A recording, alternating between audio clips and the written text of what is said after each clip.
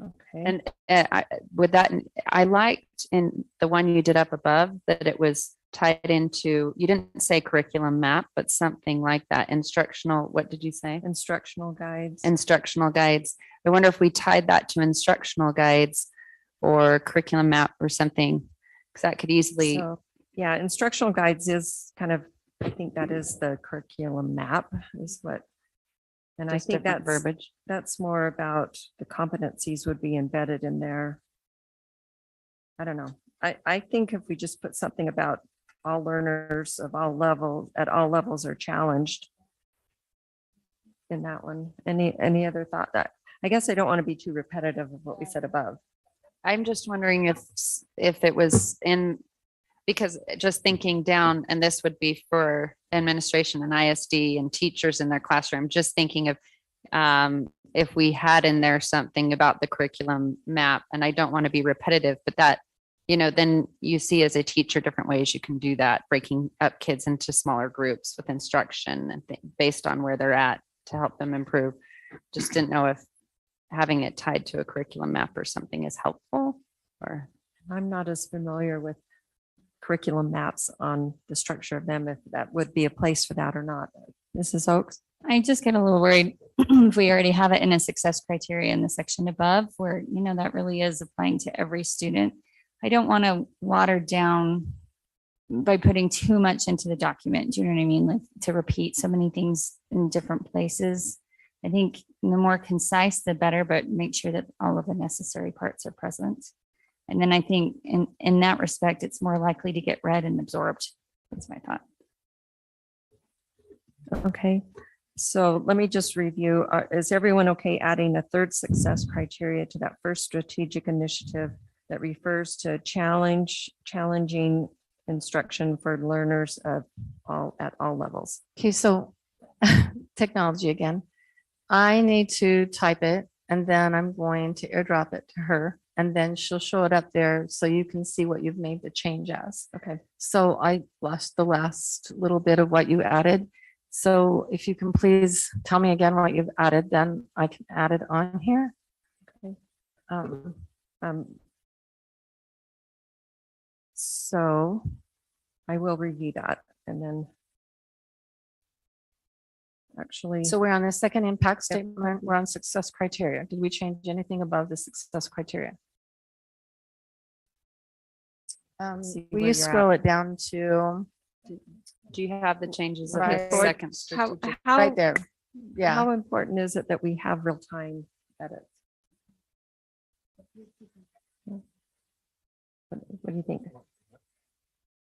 I guess I'm just kind of lost. I can't read your screen. Oh, so what we need to change is the second strategic initiative to include challenging and then in every CSD school. Or so that strategic initiative will say all students will have access to engaging, challenging, and diverse pathways for successful learning.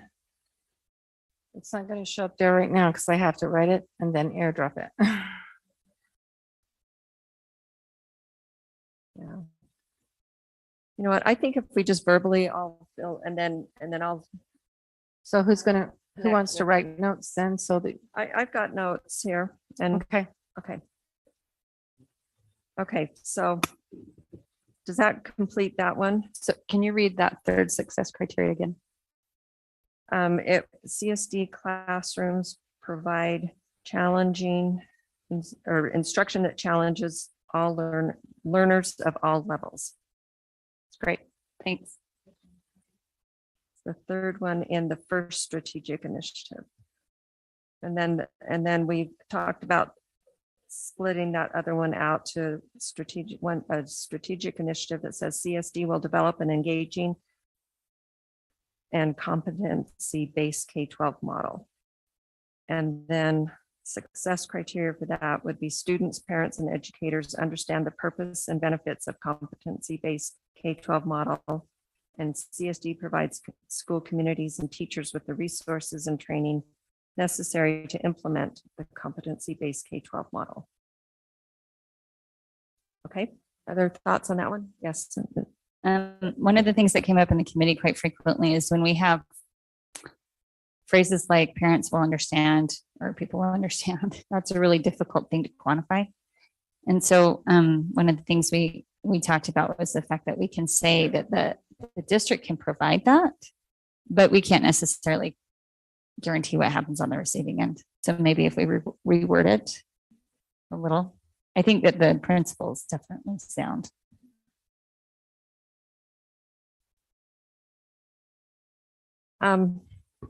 Okay.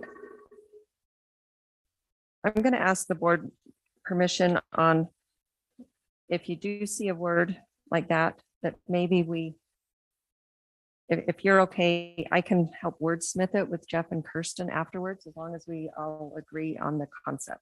Is that okay? So I'll make note of that. But we'll need to make a change of that. Yeah. Okay. All right. Next impact statement. CSD provides a standards framework with expectations wherein all student life and learning experiences will develop principle-based character. And the strategic initiative is all CSD classrooms and extracurricular activities provide meaningful life experiences that cultivate hard work, resilience, lifelong learning, honesty, integrity, responsibility, service, respect, and personal growth. So that's the strategic initiative. And then the success criteria, CSD regularly assesses feedback from students, parents to ensure that expectations are being met, and elective course offerings and extracurricular activities are robust and align with characteristics of UOG. Comments on this strategic impact statement and its corresponding strategic initiative. Any comments? Oh, yeah. Mrs. Nybar. I just have one suggestion to possibly just add with these characteristics of Utah Portrait of Graduate, because they're listed up above in the strategic initiative.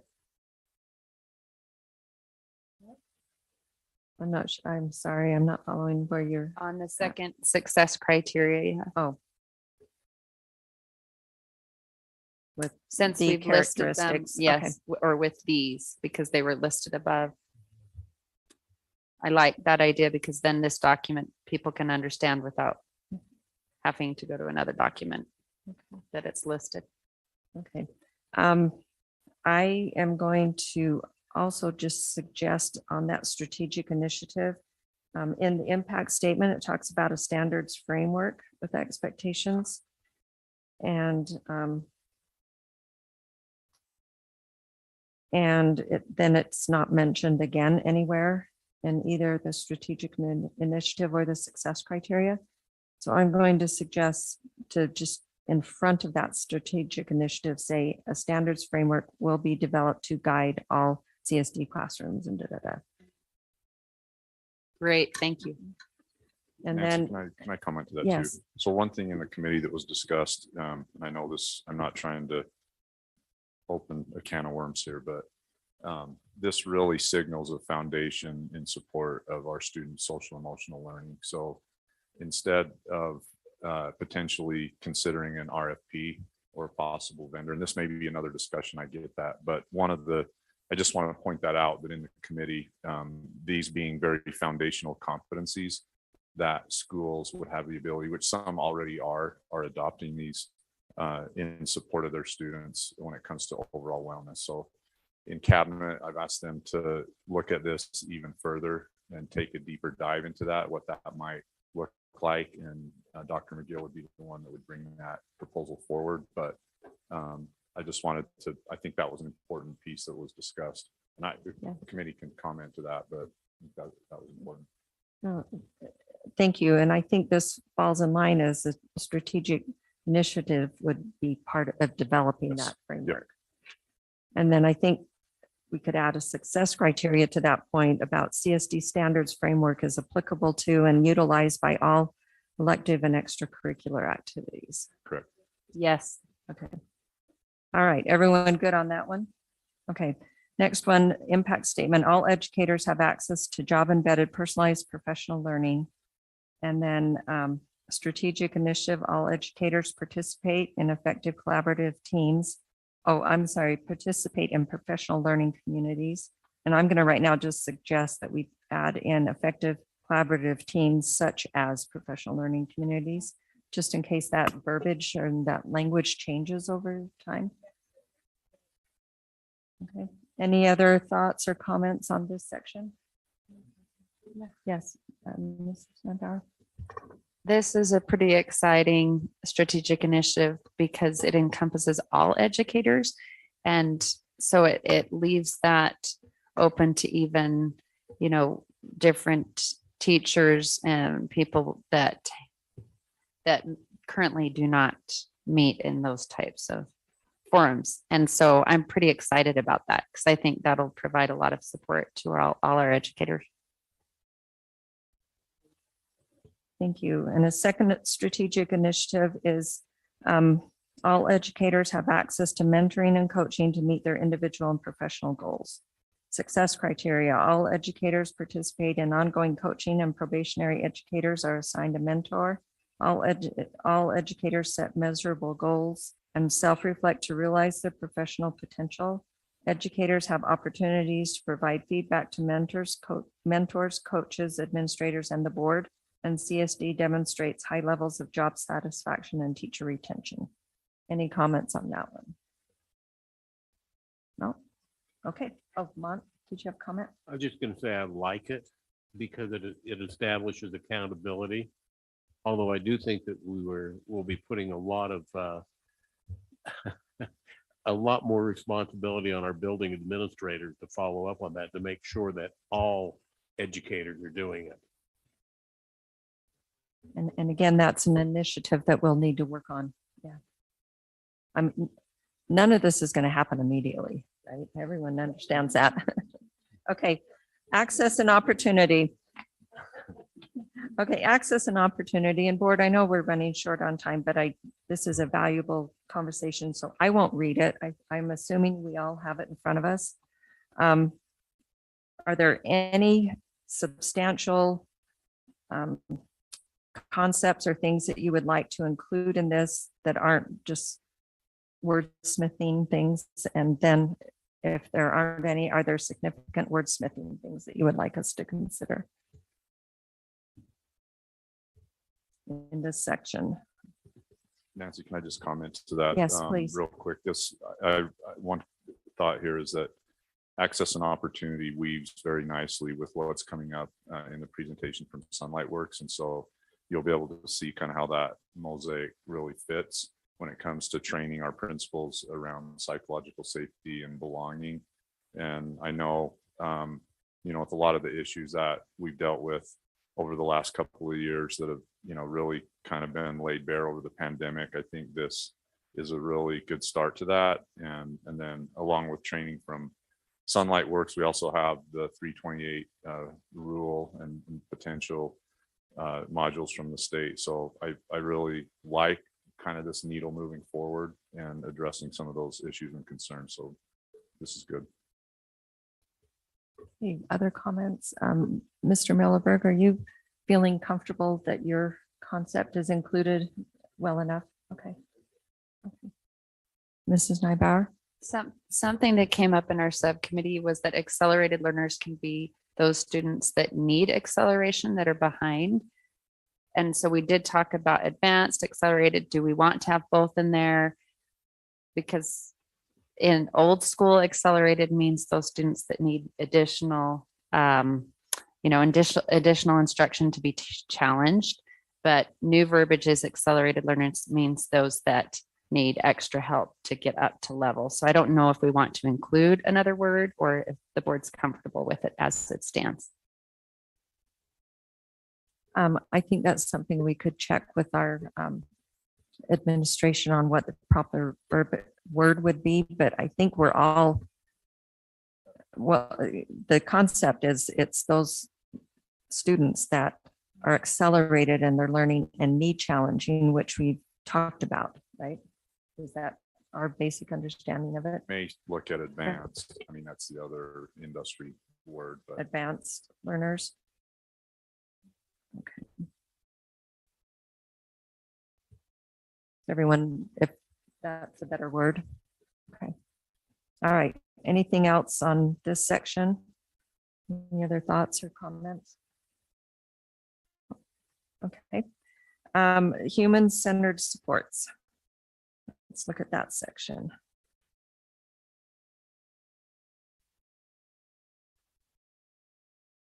Any comments on that one? Just to comment as well, you can see that those competencies that we talked about early that are more dispositional are also in that strategic initiative. So those are embedded throughout in both of those impact statements.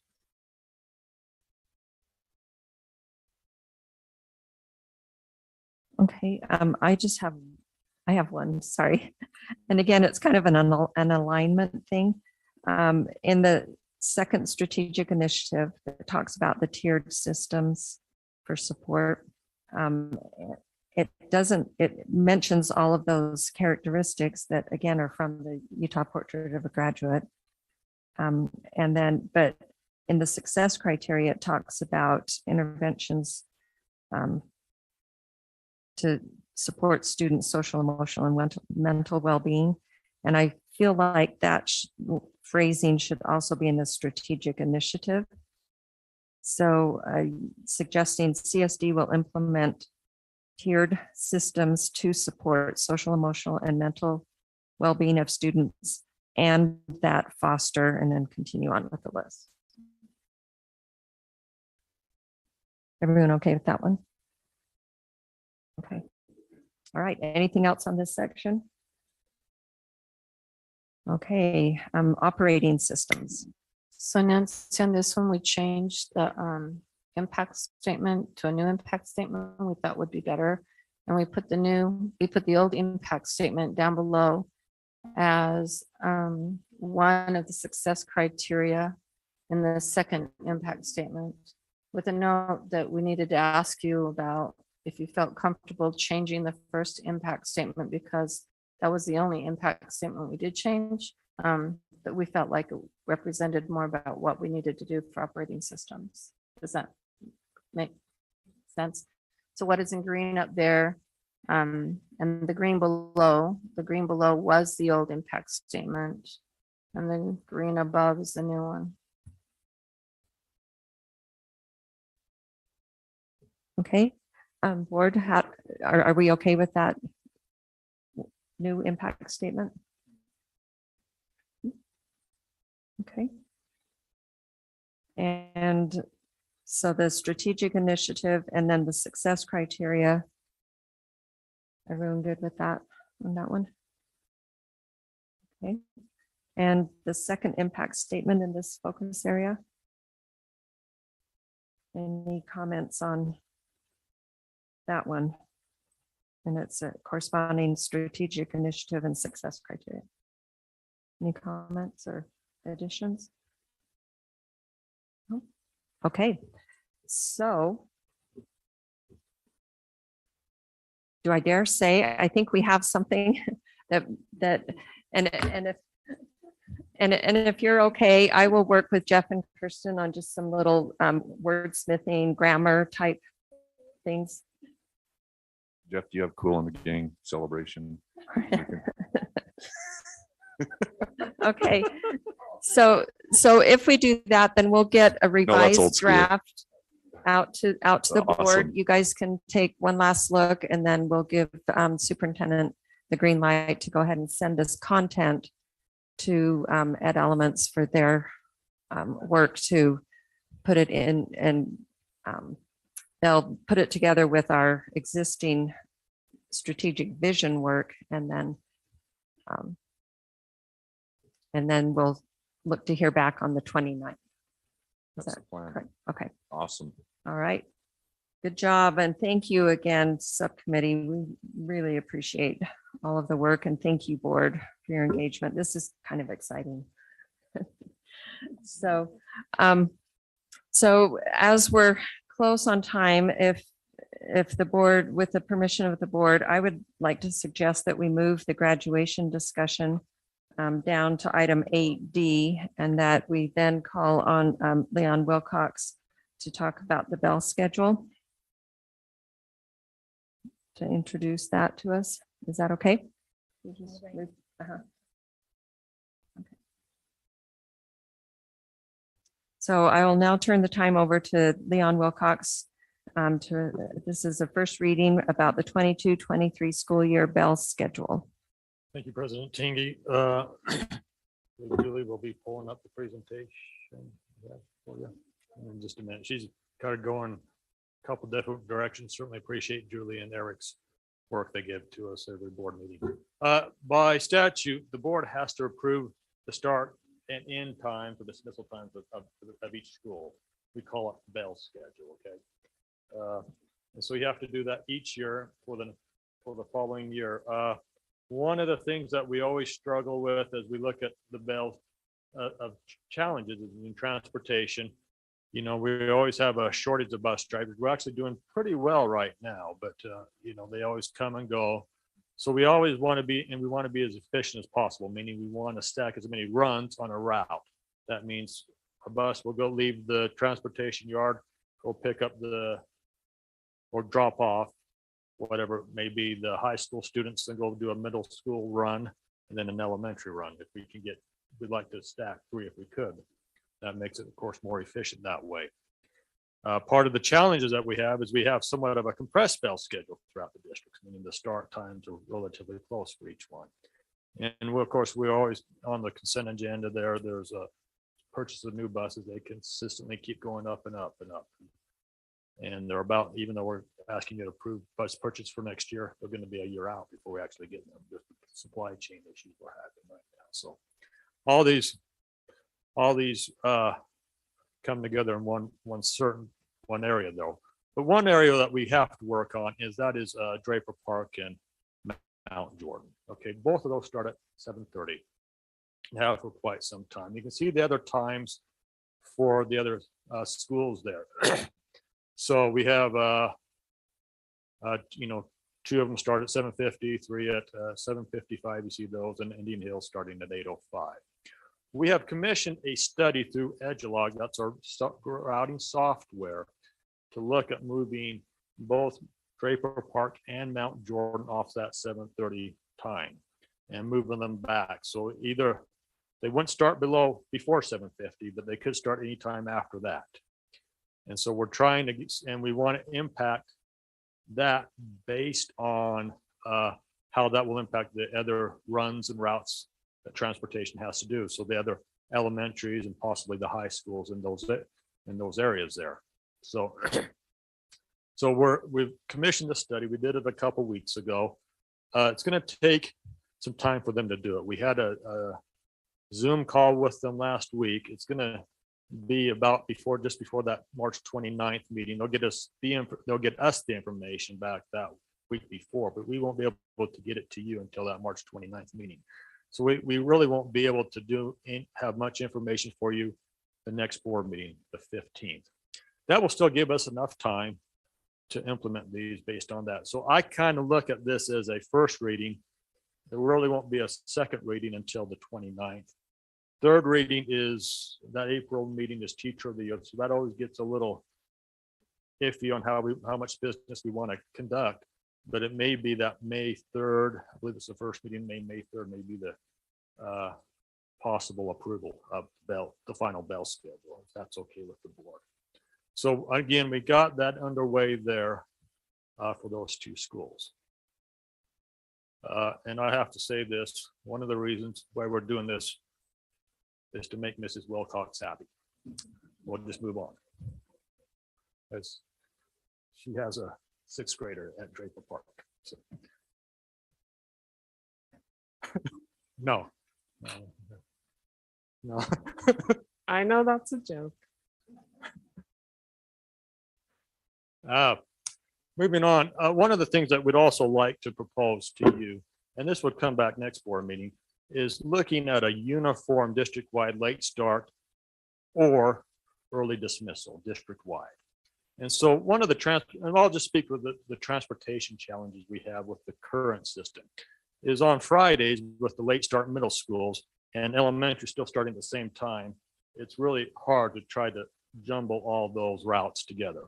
So it's the equivalent of most students do not have the same bus driver on Fridays that they do the other days of the week. So it's basically you're having a sub on Fridays, if you will, on track with the bus driver that day, just because of how they're staggered that day. So we want to try to eliminate that if we can. And we also hear from transportation. Well, they're the ones who get the calls from working parents about their elementary students being dropped off first without an older sibling at home. So, that's something that, we want to bring to you as the board to look at. Next board meeting, school performance would like to make a detailed presentation about, high school collaboration time and PLC times, and updating the use of these times for middle and elementary school. So you guys would, if we go this route, we would determine the day, and if it's early start or late dismissal, we'll bring to you our recommendation, but obviously you will determine that. And but we have also asked EduLog to do that study as well. So if it's okay with you, we'd like to have school performance, bring that back. We do the time, we won't take any questions now, but if they could bring that back at the 15th meeting, if that's okay. That is the last slide I have. So Okay. Leon, thank you. Thank you, thank you, thank you. This is something that has been brought up a lot. And Mrs. Oakes is really happy, actually, to see this study go out. I have a sixth grader at Draper Park that does a late start because her mental health was being severely impacted by the early time. I have a stack of letters, I know Ms. Nybar does too, from students from Draper Park Middle who are requesting that we look at this.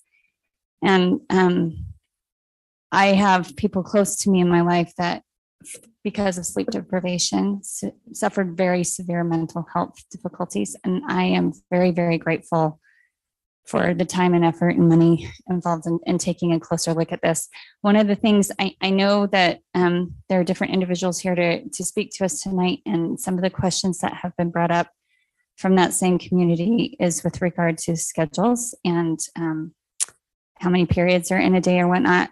And I want to make sure that we keep these two issues separate, but I do have a request, and I wanted to ask the board how you would feel if we would be willing to specifically look into the schedule issue only at DPMS. I know we are going to look at secondary schedules across the district later, but to at least get started on that and take up that matter, and that if we can ask the administration to pull forward relevant information and bring it to us at the next board meeting. Okay, let's see, Mr. Millerberg had a comment, and then Mrs. Nybauer, and then maybe we'll circle back to your. Mrs. Oak, I'm glad you're happy. But you pretty much addressed what I wanted to talk about. When I asked for this to be on the agenda, I asked, that was a two-part question. One was to address what time school starts, and the other was to look at how many periods in a day. And I did request that we look at that district-wide to find out what is the best way to educate our students. But I'm fine with that coming back at a different date. Okay, Mrs. Nybauer. I first want to thank Mr. Wilcox. I was pretty elated. I have to say, it was a year ago, a little over a year ago in my calendar, I first met with Leon to talk about the start time at Draper Park. And at this same meeting last year, the Bell schedule, I presented all that information, American Association of Pediatrics, talking about sleep and the negative teen behaviors associated with lack of sleep, and how the biorhythms, once you hit adolescence, kids are awake more at night and sleepier in the morning. And I'm just so very grateful. I appreciate Mont. I know last time around last year, he was not sure. And then he came to me and said, I really think this is something we need to pursue. And I'm so grateful, because he's the reason why we're able to get that on the agenda. And I'm so grateful for that support, and just so grateful. I know that it does cost the district some money to do this bus schedule study, but I'm so grateful that as a district, we're committed to doing what's best for kids, and to making sure that they can have that healthy habit of that little extra sleep, which makes such a difference. We've also had people in our community that were concerned about the kids boarding the bus in the dark. We had a stop sign moved in Draper, and parents were worried about, at that very early hour, cars hitting them. So this is just a load of good for so many people. And then I also want to second that idea of looking at the school schedule in the day to Draper Park Middle School. As you know, that's another thing I've been pretty passionate about. So I would be in favor of that. Okay, any other comments? Mrs. Schill. So thank you, Leon, for finally bringing this to us because we've gotten emails for years over this. So anyway, I think it's great. I'm just wondering, what are we asking the administration to bring to us about schedule? Like, what exactly are we asking? Well, that was going to be my next question to the board, was what pieces of information. I think that would be helpful to the administration to know what they need to study and look at and bring back to us. So, Mrs. Nybauer, Mrs. Oaks. I think one piece of information that would be helpful in the study is to look at currently what's happening at Draper Park Middle School with regards to electives.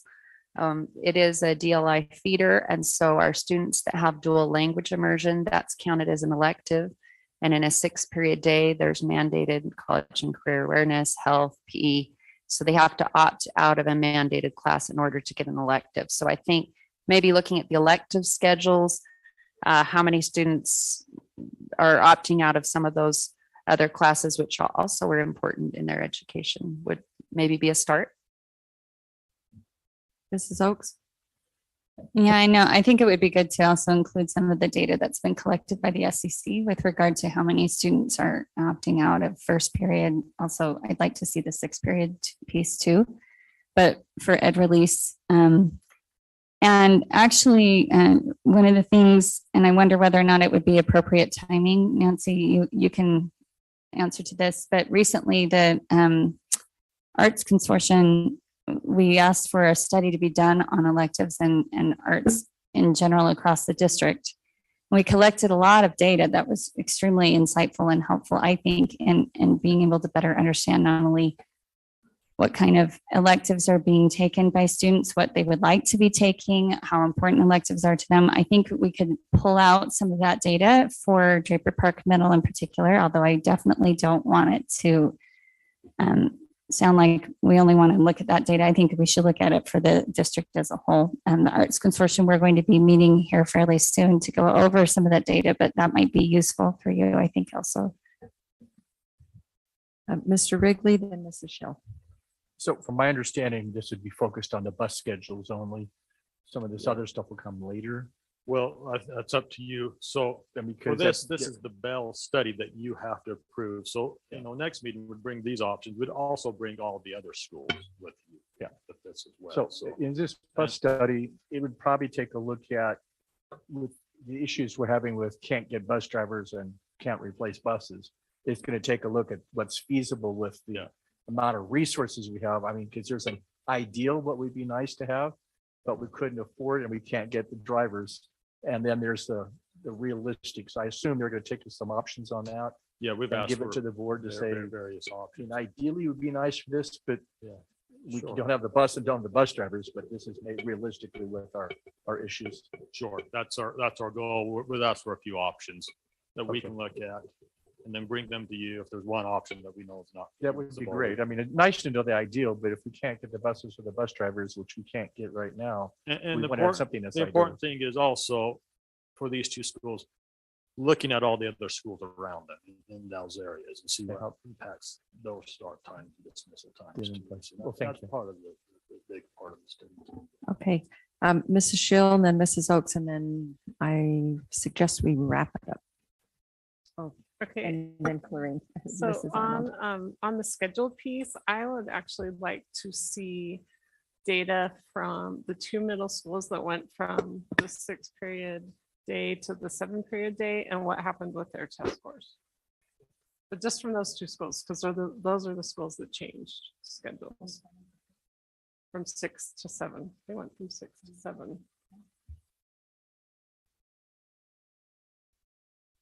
Okay, let's see, Mrs. Oaks and then Mrs. Arnold, and then if So the board has additional ideas, they can contact it's either superintendent. or And Mr. to build Wilcox. upon what Amber was saying, I actually think it would be good to see the other direction too, to see what happened going the other direction. And also to further clarify, and I thought this as soon as I was done speaking, I apologize.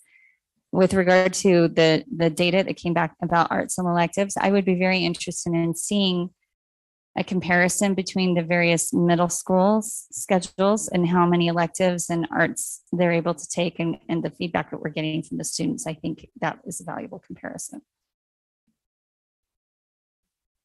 Mrs. Arnold.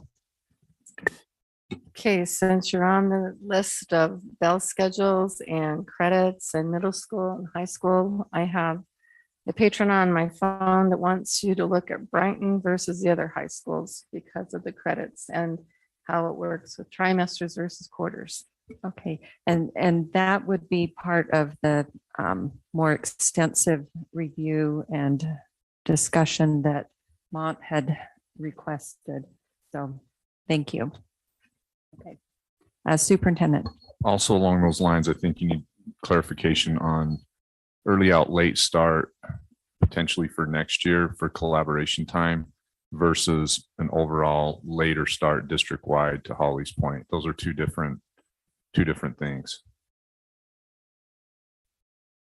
Okay, sounds like Mr. Milliberg. Yes.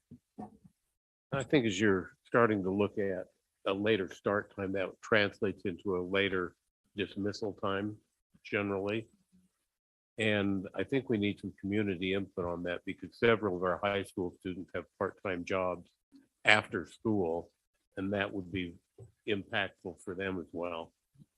Yeah, you're right. There's a whole range of sports, jobs, family, tending, dance lessons, piano lessons, an array. So you'd have to do a large community input. There is absolutely no way we could implement anything like that for the 22-23 year, but Yeah. further on out, that would be. If we make decisions in a vacuum, Yeah. pretty sure they're going to be bad decisions. Yeah. That's a good 6-month study right there. I think. Yeah, if you take that route. Okay, all right. I think they've got some idea and some work cut out for them. So with that, board, I also want to just suggest, in addition to the graduation assignment items, moving them down to new business. A request had come that we have the legislative update be given at the beginning of new business so that our folks can get back to work up at the Capitol there. So, okay. With that,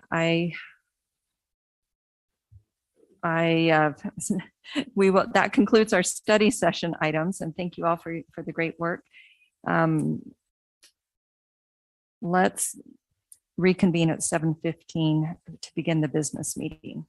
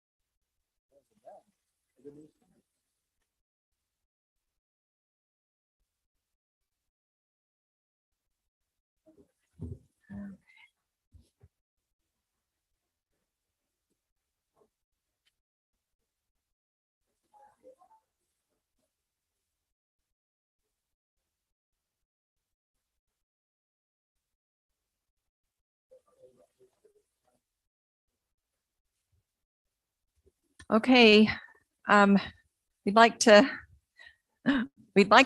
be ready to begin again. So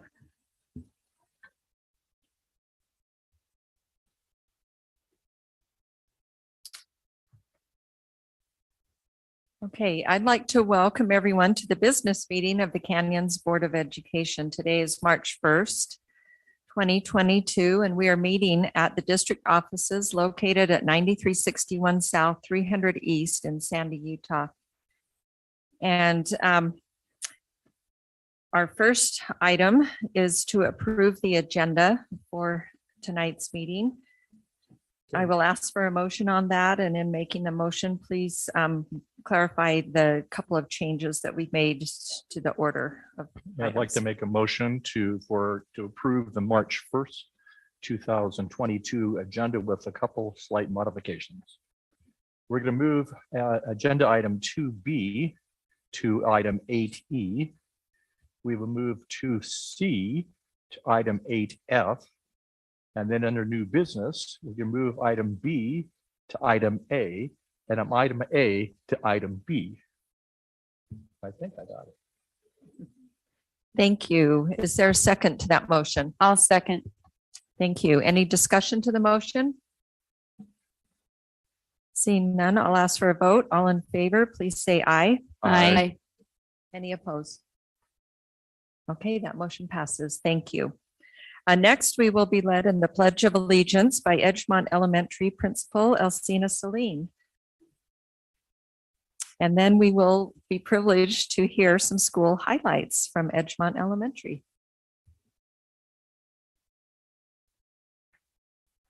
Good evening. Please stand and get ready for the pledge.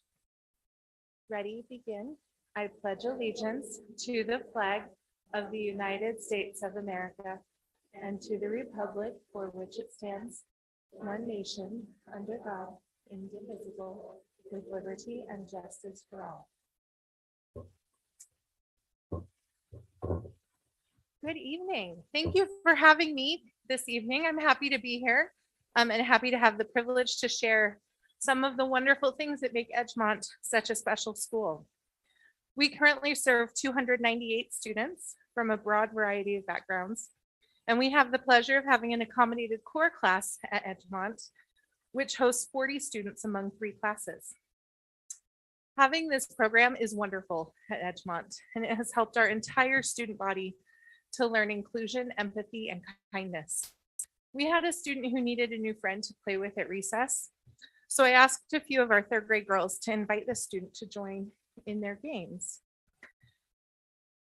Every day since, these third graders wait by the door for this student to come outside, take her by the hand, and include her in their play. Their favorite activity is to run around and be cheetahs, and it is magical to watch. One of our proudest accomplishments of the school year so far has been our school behavior and wellness data. In the fall, our CERCI screener data showed that more than 1/3 of our students were demonstrating moderate or high risk for internalizing and for externalizing behaviors. The beginning of the school year was tough for our students and for our teachers. We banded together. Our teachers and our wellness staff invested time in relationships, taught and retaught routines and expectations, and cultivated classroom communities in which students feel belonging and safety. In January, we collected this data again, and we were excited to learn that both of these metrics decreased by 10%, which was huge. Relationships matter, and our teachers are committed to having a positive relationship with every single one of their students. And they are also committed to helping students cultivate positive relationships with each other. The Edgemont community is most notable this year for its resilience. Last year, our community came together to bid farewell to its landmark building. We are all very excited for the future of Glacier Hills, and yet there is also a sadness to closing Edgemont. This school has touched the lives of countless members of our community. Several of our students, parents, or grandparents were Edgemont Eagles. Our families said goodbye to their neighborhood school to bus their students to Crescent, and our teachers are managing to move buildings twice. While all of this is going on, and in addition to the challenges that we all know all educators are facing this year, our teachers remain steadfast in their passion and commitment to student learning. Teachers have embraced letters training and are excited to continue learning and applying the science of reading to their instruction. We are celebrating student growth and seeing students progress each week. I am honored to have been a small part of Edgemont's legacy and to lead the team of extraordinary stakeholders who work tirelessly to help our beloved Edgemont Eagles fly high. Thank you for your time. Thank you. And we so appreciate the work that you and the team do there. And yeah, what an unusual situation and year for that community. And it's so great to hear how well they're doing and pulling together. So will you please express our appreciation to all of the folks at the Edgemont School community? I would love to. Okay. Thank you. Thank you. Good evening. Thank you. Okay, next, I will turn time over to Jeff Haney and Kirsten Stewart from the Communications Department for some recognitions.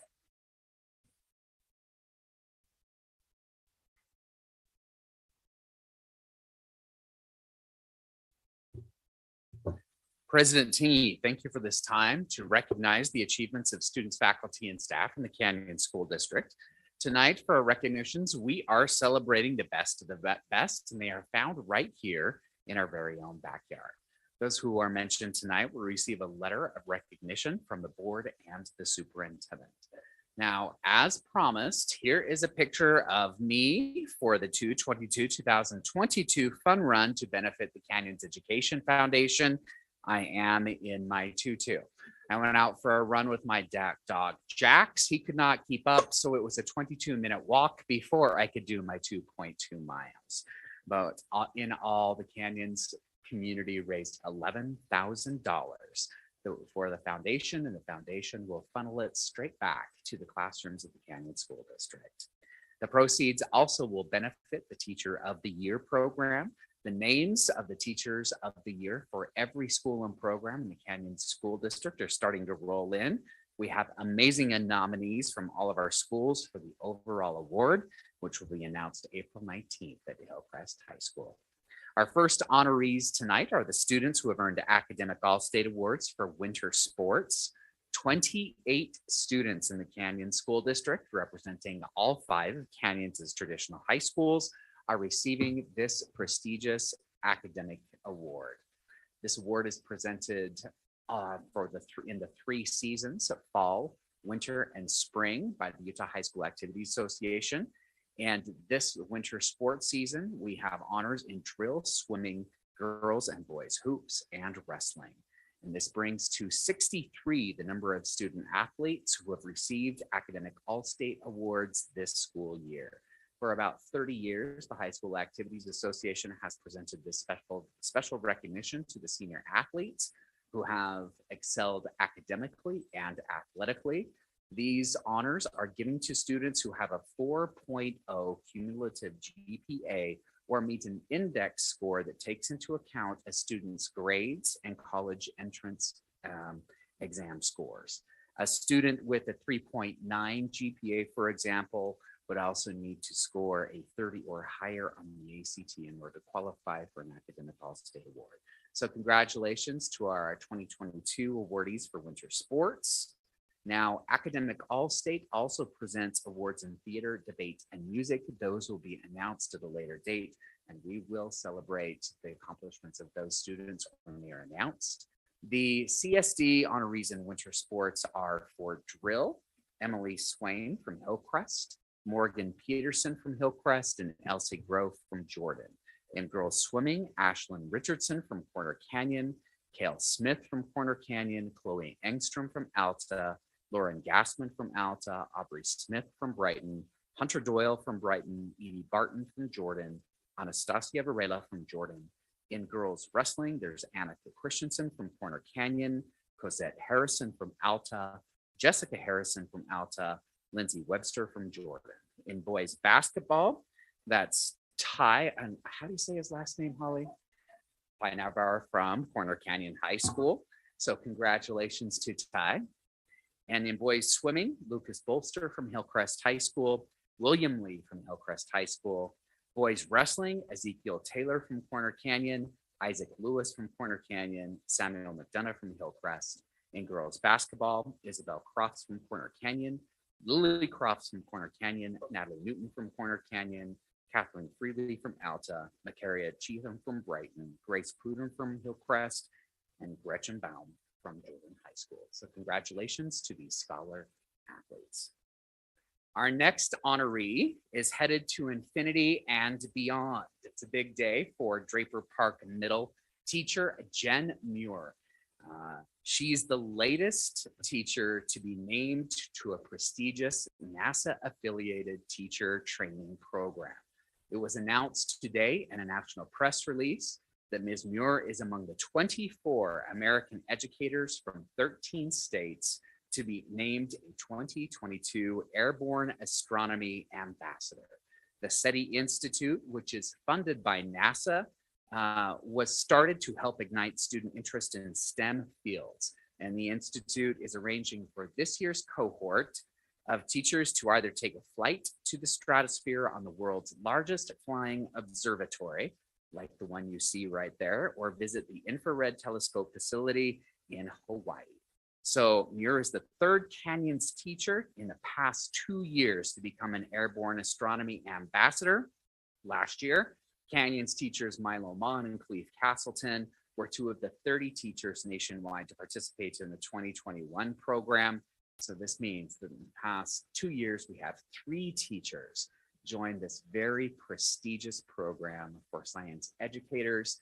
They bring back to Canyons District a special curriculum and a lot of professional development that you cannot get through any other experience. Our next honoree is one of the toughest kids in the state. Congratulations to Brigham Bagley from Corner Canyon High School. Brigham defended his state title with another first place finish in the 138-pound division. The Chargers finished 4th overall. And we also want to mention the girls wrestling team at Jordan High School. All of those ladies right there, all 5 of them earned medals at state. They finished 9th. Congratulations to all of our wrestlers who earned medals at the recent state championships. Also, congratulations to Corner Canyon High's boys team. The Charger boys brought their A game to the 6A, the state swim championships. They had a 2nd place finish. Several Corner Canyon students earned individual titles. Carson Spencer won the 100 butterfly and helped the team of Jackson Barlow, Connor Spencer, and Ryan McNeil win the 200 medley relay. And our next honoree is Daniel Detjen from Brighton High School. He smoked the competition in 200 and 500 freestyle events at the recent 5A state championships. His 2 first place wins helped propel Brighton to 3rd place behind Skyline and Olympus. And we also want to mention the Legislative Day on the Hill. It was sponsored by the Utah School Boards Association. Those are pictures of the members of our Board of Education and Administration who were there for that day. We recognize that many others have spent time on the Hill. You'll see there that Brighton High's drum line pounded out a few musical numbers. Dr. Robbins and Mrs. Oakes jumped in on the very last number that they did to literally halt traffic at the Capitol with their performance. I heard a story that you could hear the drums all the way down in front of the Capitol and on the street. They were very good, and we were glad that the drumline could perform for the legislators, for lobbyists, for advocates, for those who were there to watch the legislative process. Now, for those who may not know, members of the Board of Education and Administration spend countless hours at the Capitol during the legislative session. They advocate on behalf of Canyon School District and public education. We see you all studying issues, discussing topics and current legislation, and present information to legislators who will listen. So President Tingy, thank you for all of your work on behalf of Canyons District during the session, as well as all the other members of the board and administrators of the Canyons District. Thank you, President Tingy, for the time the board grants us every week that we hold board meetings to honor those in our community who have gone above and beyond. Thank you. Thank you, Mr. Haney. We always enjoy hearing about the great achievements in our district. And it's inspiring to hear about all the great things going on. So we have now come to the patron comment portion of our meeting. While not required by law, the board often designates time in meetings to listen to the patrons of the district. Please be aware that patron comment time is limited to residents and taxpayers of Canyons District, students and parents of students, and current employees of the district. Patrons may provide board members with written documents. These documents should be submitted to the board secretary at the meeting and or emailed to the Office of Public Communications by noon of the day following the board meeting. Time allotted for public comment is at the discretion of the board president. Tonight, we've had 6 individuals sign up to address the board, so each individual will be given 3 minutes. It is the board's practice to listen and take notes during patron comments. The Board of Education does not discuss matters that are not on the meeting's agenda, nor engage in public comment on individual students to protect their privacy or employee issues. If a patron wants to comment on a district employee's character, professional competence, or mental or physical health, the board requests that those comments be submitted to the board in writing. However, if the patron determines to verbally comment on those personnel issues, the comments need to be civil and refrain from personal attacks, insults, defamatory, or slanderous comments about an individual. The Board of Education would like to make it clear that critical race theory is not part of the curriculum being used by Canyon School District. There are no plans to incorporate it into the curriculum or instruction in Canyon schools. The Board of Education values input on all sides of issues. To maintain decorum and respect, we ask that those in attendance refrain from applause or other types of demonstrations during the patron comment time, as well as throughout the meeting. Thank you. With that, so first we'll call on Aaron Seibel. And if I mispronounce that, please correct me when you are at the microphone. And then Jeremiah Brown, and following Jeremiah Brown is Vanessa Croshaw. Hello, thank you so much for taking the time to listen to me tonight. My name is Erin Seibel. I also have a 6th grade son at Draper Park Middle School. And I want to start out by saying a huge thank you to Canyon School District this year for, first of all, keeping our kids in school. And during these crazy times, I am a parent. As a parent, I'm grateful to partner with Canyons in providing my child with an education. I'm sure there's not easy answers to some of the issues that the school board is dealing with right now. But I have one item I know that we can come to a resolution on, and that is to change the start time for Draper Park Middle School. My 12-year-old son is exhausted. He gets up at 6 a.m. every morning to catch the bus. Even if I drive him, we're still getting up at 6 a.m.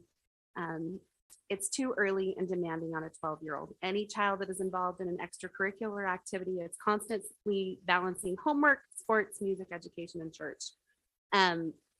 My son likes school, but he's been in tears because he is tired.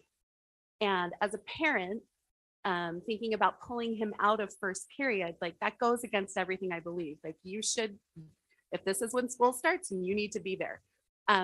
But I'm planning on doing it for the fall because it's just too much. I just came from parent teacher conferences. So I just spoke with all of the teachers and the administration. Across the board, they would like to see a later start time. My son's first period teacher said yesterday she had a child fall asleep in her class, and she asked me to share that with the board today. It sounds like a lot of this has been discussed, especially some of the comments from the American Academy of Pediatrics, but basically they recognize insufficient sleep in adolescence is an important public health issue. They suggest that middle school start no earlier than 8:30. So I'm glad to see that those options are on the table. Again, my son loves school. He's in the DLI French program. He doesn't get many options for electives as it is. He's willing to forego that for sleep. And I feel like we've got to find a better balance there. Again, he loves school. We love Draper Park. We just would really ask that you look at that start time. And really, if we could make that happen this next school year, I know as a mom, I would be really grateful. So thank you. Thank you. Jeremiah Brown, then Vanessa Croshaw, and then Wendy Smith.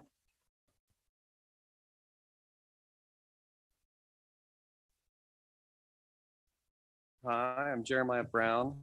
I have a sixth grader at Draper Park, and I have an eighth grader at Draper Park right now, and I wanted to speak a little bit about the same matter, about a later start time.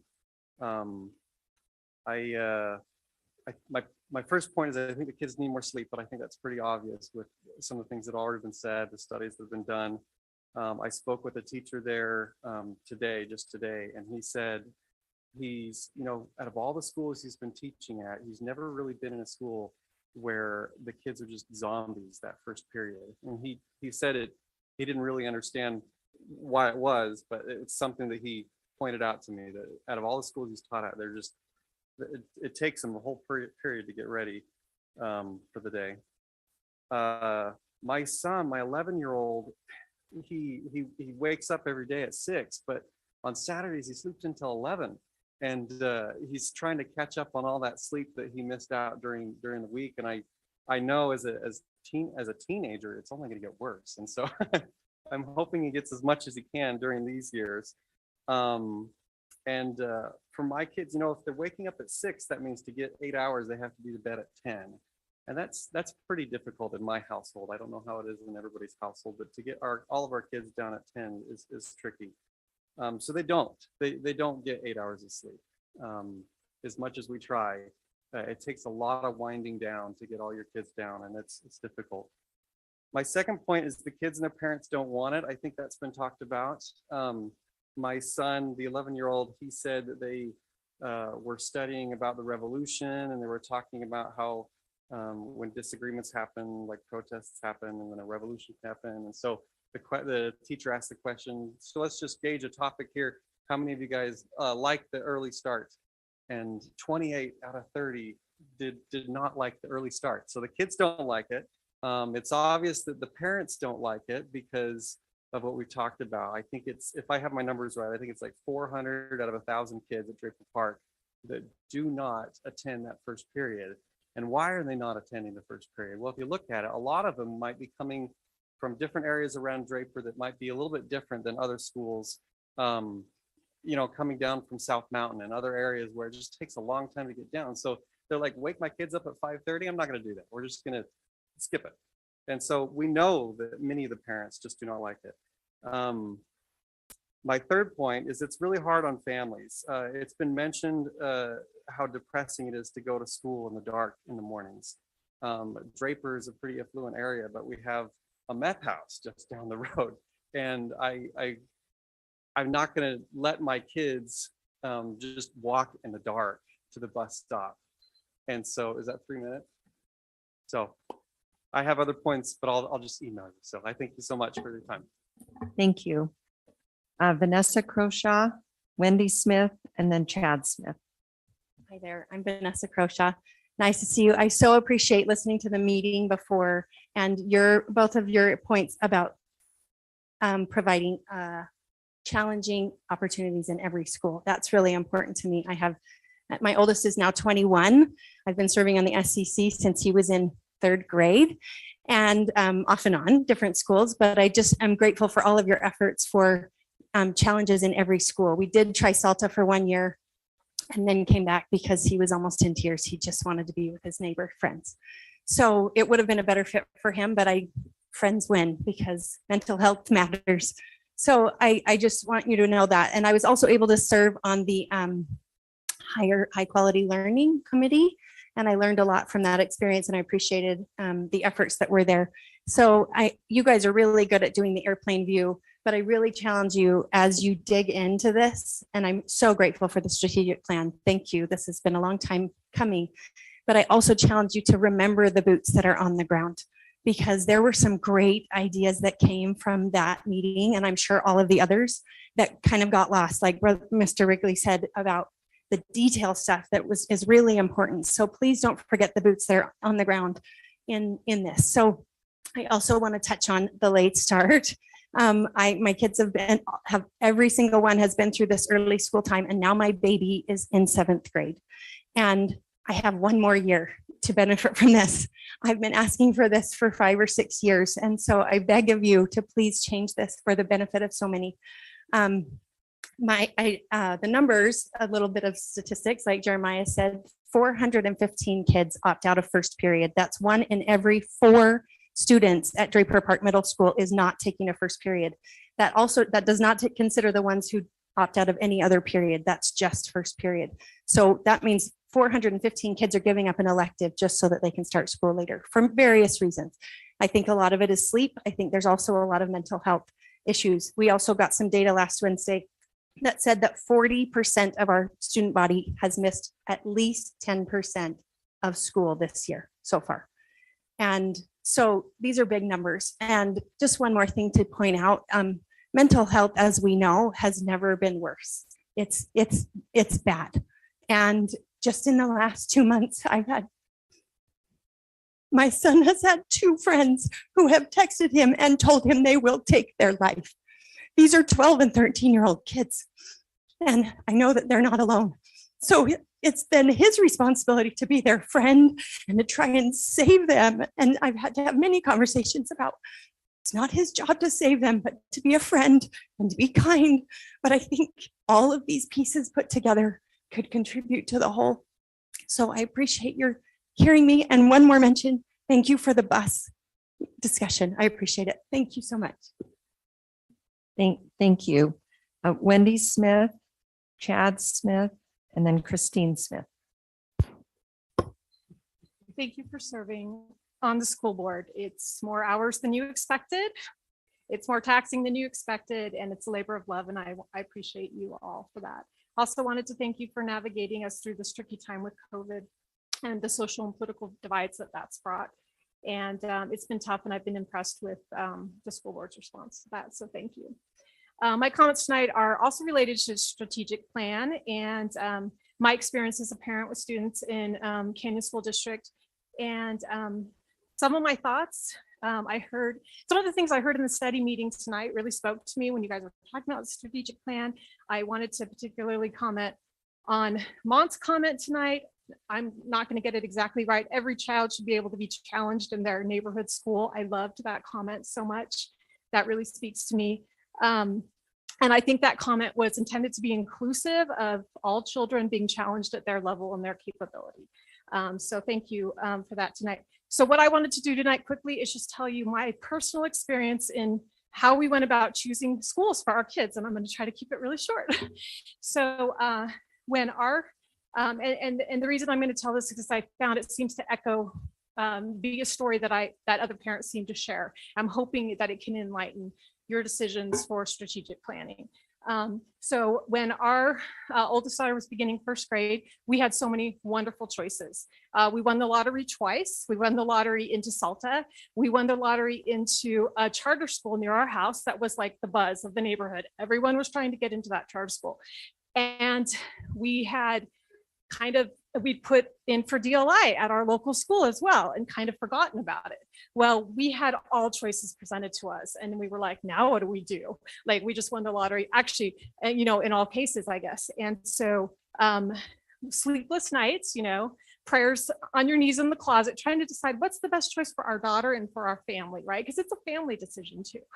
And so some of the pros and cons we looked at, we love the charter school because they had the teacher-student ratio, the teacher-student ratio was really low. Plus, they had teaching assistants who could do these breakout groups for, you know, advanced or where people needed more help, and they kept changing it, right? As the kids progressed or needed more help in certain things, they would change it up. We loved that. At Salta, obviously, this amazing enriched program that our kids would have opportunity for. Things we were worried about with both of those programs were busing our kids. They wouldn't go to school with their neighborhood kids. Also, we thought Salto might be more difficult track if it didn't work out, then we're pulling them potentially out of that school to go back and, you know, disruption. We chose our neighborhood local bus school where our kids could go to school with their friends. Oh my gosh, my time's up. And where they could, we're believers in public education. That's what we wanted. We realized that other parents don't actually have the option to decide to drive their kids to those classes. So to sum up, what we chose was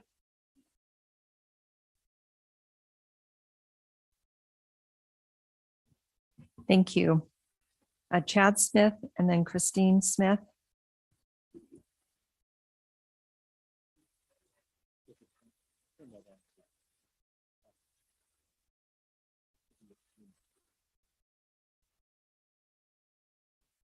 Oh, there we go. Hello. All right. Thank you. Thank you again for the process of seeking feedback and working hard to craft a plan that will work for the long term. And we recognize there are a lot of competing values and this is not easy. Thank you. So that I don't waste any more of my time with thanks, I'll get right on to my 3 minutes on telling you what I think can be better. I'm going to echo some of the earlier comments, advocating for later start times. I know literally dozens of parents who feel the same way, but aren't here tonight. I could spend all my time talking about that, but that's been well covered. So put that down. And then I'd like to also say that I'd like to speak out for having both challenging and remedial opportunities in every school.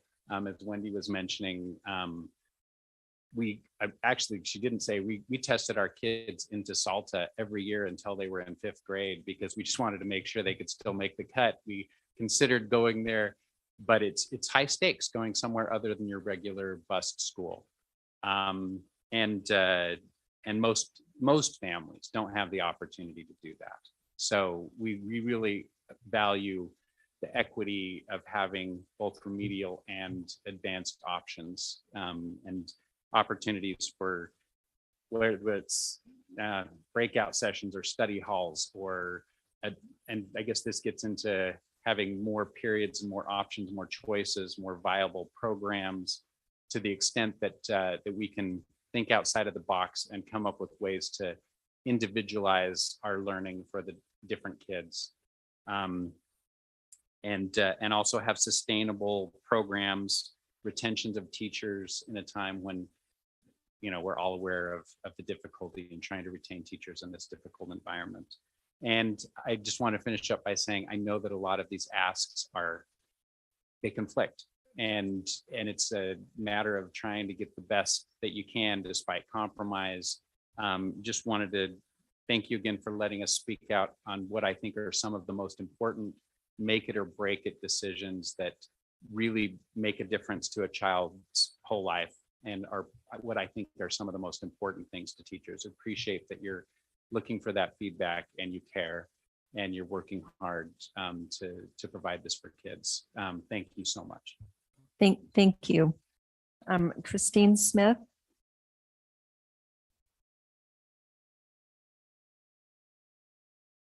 Thank you very much for this opportunity to speak before all of you. I'm sure all of you have received my emails about the dress code at Brighton High School. I've had students there for over 20 years. I have 8 children, and they will all end up graduating from Brighton High. I have to say that just even this year, I've seen an enormous amount of decrease in the dress at Brighton High School. And I know that Mr. Sherwood, who I've talked to 3 times, has expressed that this is a concern with all of the high schools in the district, and that it isn't really being enforced, and that they don't know what to do because it's such a big problem. And I just want to tell you that, yeah, just this year, I have seen a lot of lack of dress code. For example, I talked to a parent yesterday, and I've been talking to a lot of parents to see how they're feeling about it as well since I spoke with you on February 15th. And they're concerned as well. One parent said that her child said that somebody one day came in just with a bandana for a shirt. And, it's appalling, and something needs to be done because it's getting worse. It's getting worse. I've talked to Mr. Sherwood 3 times, like I said, and have written emails. He's been very, very kind, very cordial, very responsive to me. One thing that he is going to do that I really appreciate is in the next 2 weeks, he is going to personally on a video and send out to parents what the dress code is, which I think is really important. A lot of the children don't even know what the dress code is. So I appreciate that, but he's not going to enforce anything. When it came to the dance dress code, he wasn't even aware that there was one, and said, I've been here 5 years and I didn't even know there was one. And I'm like, yeah, well, it is. I attached it to your email, and has since taken it down and is now given it to the SBO officers to take that responsibility. And nothing will be enforced, he says. And so I plead with you as a board that he needs, and all of the principals need, some direction and support from you. I think they need that. And I know this is difficult. I know it's difficult, but I feel like I'm pleading for your help. They need your support to know how to implement enforcement. Thank you very much. Thank you. With permission of the board, I would like to recognize Representative Suzanne Harrison, who is here with us, and she has asked for a couple of minutes to address us. So go ahead and come forward, Representative, and it's nice to see you in the final days of the session. Thank you for spending time with us. Thank you so much for letting me join you, and I apologize I wasn't here earlier. We were up at the Capitol still. But I wanted to be here and just thank you all publicly for the incredible work that you're doing as a board. Thank you to the educators in this amazing district. I have 3 kids in Canyons District, and I deliberately chose this district because of the excellence and the commitment to our community and our kids that you have. And thanks to your amazing team up at the Capitol, and most importantly, parents that are so involved. I just wanted to take a couple of minutes and thank you for considering this issue of later school start times. In 2020, I passed legislation encouraging exactly what you're doing, which is having a conversation with the community and looking at the various positive aspects of later school start times and the many benefits for both mental health and also physical health and academic performance that it can offer for teenagers. Teenagers are in a very unique part of their development, just like a 2-year-old needs a nap. Teenagers need more sleep than elementary age children or adults. And it literally is impacting not only their mental health, but also their physical safety. Our kids are chronically sleep deprived, and it's impacting all sorts of things, academic performance, but also increased risk of car crashes, high risk behavior like substance use. And those districts that have managed to overcome the logistical challenges of and get to later school start times for teenagers, which over a dozen national medical organizations recommend, have found real impact and benefit. The kids actually did get more sleep. They didn't just putter away time at night. Their academic performance did improve in these districts, including a 2 to 3 point increase in standardized test performance, which we all know is not everything, but that is a measurable change, and even bigger improvements for disadvantaged and at-risk students. These districts that made that change to later school start times saw improved mental health of students and literally decreased car accidents in these districts. And there was no change in participation in extracurricular activities. We know that one size doesn't fit all, and I'm just very grateful to you for having this conversation and looking at the possibilities of allowing more of our students to get that critical aspect of their health and their mental health, more sleep. Thank you so much for your time and for your service. I really appreciate each of you. Thank you. Thank you. And we appreciate your service representing our community at the state legislature. Okay, that concludes our patron comment time.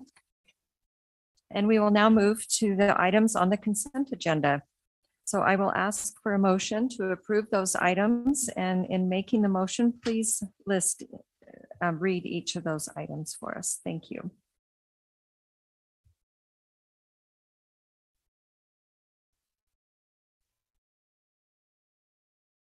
Is there a motion? I'll make a motion to approve the consent agenda, which is the approval of workshop session minutes for February 15th, 2022, the approval of business minutes for February 15th, 2022, approval of hiring termination reports, approval of purchasing bids, approval of student overnight travel, approval of administrative assignment changes, approval of TSSP and land trust amendments for East Sandy and East Midvale Elementaries, and the approval of continuation of Canyon's K-8 online program. Thank you. Is there a second to that motion? I'll second that. Thank you. Any discussion to the motion? Seeing none, I will ask for a vote. All in favor of this motion, please say aye. Aye. Aye. Any opposed?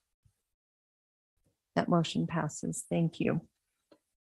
Okay, next is new business, and we've adjusted the printed agenda a little bit. We will first have our legislative update. So I will turn time over to Charlie Evans, Director of External Affairs, and Susan Edwards, Public Engagement Coordinator. Thank you. It's nice to be here. It's nice to be anywhere really, other than the Capitol.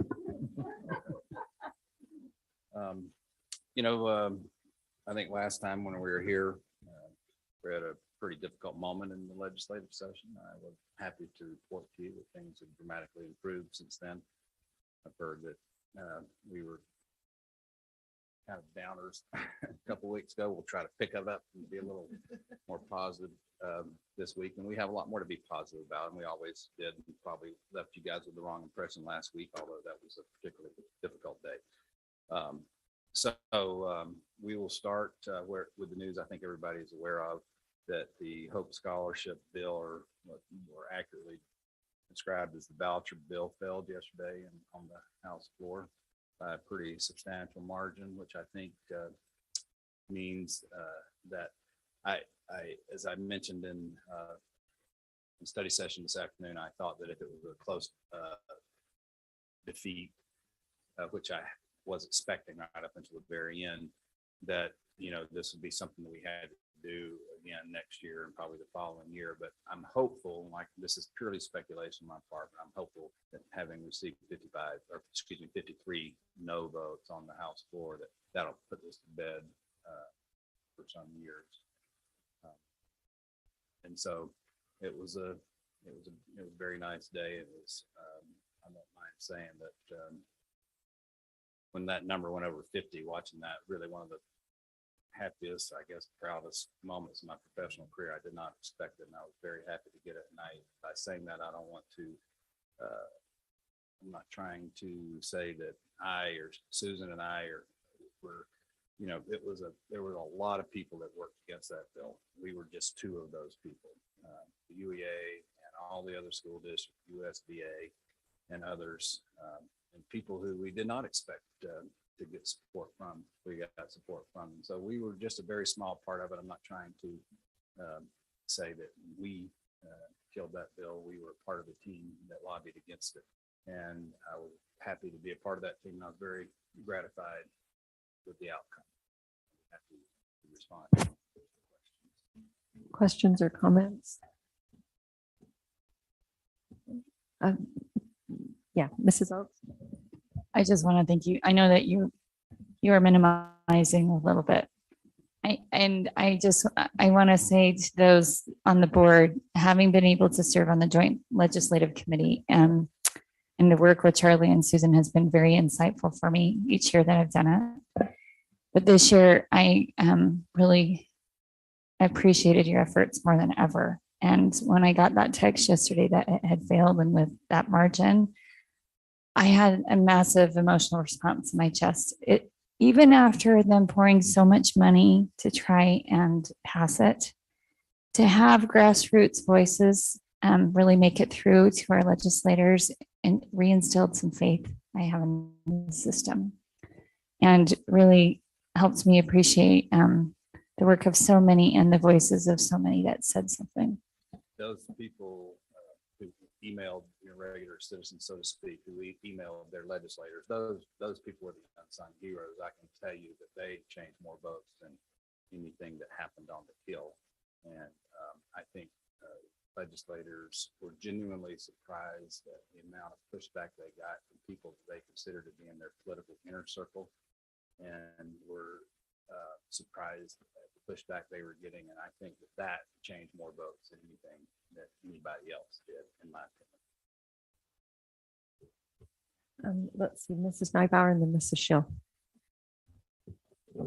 I wanted to thank you. It's an excessive amount of time and hours there and not there thinking through all of this. And I agree with what's been said. I know that that you worked tirelessly, and I know it was a team, but we're so grateful for your leadership efforts with that in the team approach as well. And I just wanted to say also that I believe that wasn't just a win for public education. That's a win for our future generations of Utah. And I felt pretty emotional when I got that news. I've lived other places where vouchers were in place and the type of fragmenting of the community and segregation that happens. And I just think that this was such a beautiful thing for Utah. And so thank you so much. And also for the spreadsheet you provide to us. I love being able to, at a click of a button, know exactly what's happening and what I need to be doing. And I really appreciate that. And I know you're tired and and tell your families thank you. And also I wanted to thank Amber and her position at USBA, because I know that's a lot of hours, and our president as well. So thank you so much. And that spreadsheet, Susan does most of the work that goes into that, and it is a very valuable tool to everybody who uses it. Well, I shouldn't, that's a good point. Nancy writes the descriptions of the bills too, and that's really the most onerous part of that, which Nancy does, and we appreciate. Thank you. Mrs. Schill. Oh, I just want to add my thanks. And I do want to say, I do look at that sheet every night. So thank you. There is someone who looks at it, at least one person. But I just also want to thank the board for being willing to make a statement on HB 331, because in the entire 7 years I've been on the board, we have never done that. And I really do appreciate it. I know it was a lot of work for, I think, board leadership and Jeff, and I don't know whoever else, but I do want to just say thank you. And I was really happy that we had a statement. And so thank you. Thanks for supporting that.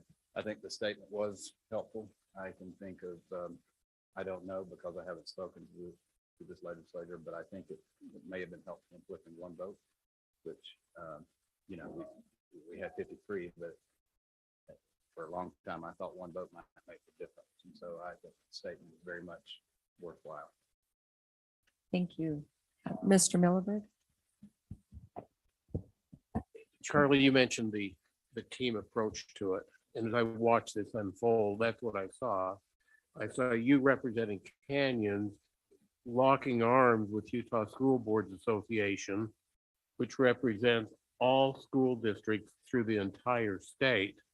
And although you may have driven the pony a lot, it was nice to have that support statewide coming from USBA. And Amanda does her time on the Joint Legislative Committee representing our school board. And so congratulations, I guess is probably the best word to use, on a hard fought victory. It was hard fought. And I want to mention again, I know I already have, but I want to mention again the critical and pivotal role that UEA plays too. They have a big team up there and they're very good at what they do. And they were very much focused on this as well. Thank you. I'll just add my thoughts to those that have been said, that how much we do appreciate your work and how nice it was to have that outcome. And, do you have more? No, he's turning over the next bill to me to be the Okay. downer. Well, He's all I was going to say, sunshine and he turns it over. realizing, I mean, this has been fun, but there are 3 very big days still left. There are. So there is another bill that we would consider vouchers, though it's structured a bit differently. It's HB 62, the Special Needs Opportunity Scholarship Amendment. Is that passed? SB. SB, sorry, you are correct. And it passed last year that allowed special needs students, essentially people can donate into a scholarship fund, receive a tax credit for that. And those students this year, it enlarges that to include their siblings. I anticipate that is going to pass. So just so you know, there's that one out there too, and that one will probably expand. It did pass. It passed off the Senate floor. It passed out of House committee today and is on the House floor now. So, and then do you want to do all the? Yeah, I'll do that. So what this bill does that Susan was talking about is that program has a $6 million cap on it. And if they don't use that entire $6 million on the special needs, what remains can go to the siblings of a special needs student who's already in the program. And that's the only change. They didn't change the cap. The cap still stays at 6 million. The all-day K bill has been through a lot of gyrations since we were here. It was pulled up tonight while you guys were meeting and passed they put in a 5th sub, which the 4th sub had taken it and taken the money and put it into OEK. People were blindsided by that and felt, people pushed back quite hard against it. So what they did today in the 5th sub was bring it back to all day K. I haven't had a chance to read it. Have you? I haven't had a chance to read it. Neither one of us have had a chance to read it. So we don't know how the formula works, but they put $2.12 million into it. And the explanation that was made on the floor by Senator Milner said that when 80% of that money is used, meaning the $12.2 million, they will come back and look at it again, for the purposes of adding money to it. So who and how we would qualify for the use of that money, I don't know. It's in that bill, but I hadn't had a chance to look at it or read it yet. That's about right, isn't it? Yeah. Any questions on that? I think there is a piece in there that has USB collecting some information on where LEAs are and their ability to expand all day K. So I think we'll be probably seeing some requests for that. There are a couple of the larger school districts were hesitant, I guess is a fair way to put it, because of not having the classroom space. And that's what that was a little bit of a hurdle to get over, I guess I'll just put it that way. Yeah, and on that bill, I'm just noticing there's probably a couple of dozen co-sponsors. So I think there's a lot of interest in seeing that move forward in some productive way. Yeah, there was a lot of support up there for this year. I wish that we on our side could have been come together a little bit better. I think we might have had a better outcome. But everybody has their own situation they have to look out for and think about. And I don't begrudge anybody doing that. Had we been a little more unified, this might have gone a little bit differently, maybe had some more money in it. But I think this is a great place to start. I know Representative Waldrop and Senator Milner, it's something they both care about. They pushed hard. I know Representative Waldrop fought for this bill and the money very hard. And I appreciate him and everybody that cares about all day cage. Be thankful for Representative Waldrop. Thank you. Any questions on that one? So next, we'll do these curriculum bills. This has caused these bills, I think of all the bills that we've dealt with this year, have caused more consternation in school districts, especially among teachers. And I certainly understand why. I think most of these bills are way over the top with what they were trying to do, and in some ways, criminalizing pretty innocent, what could have been pretty innocent mistakes.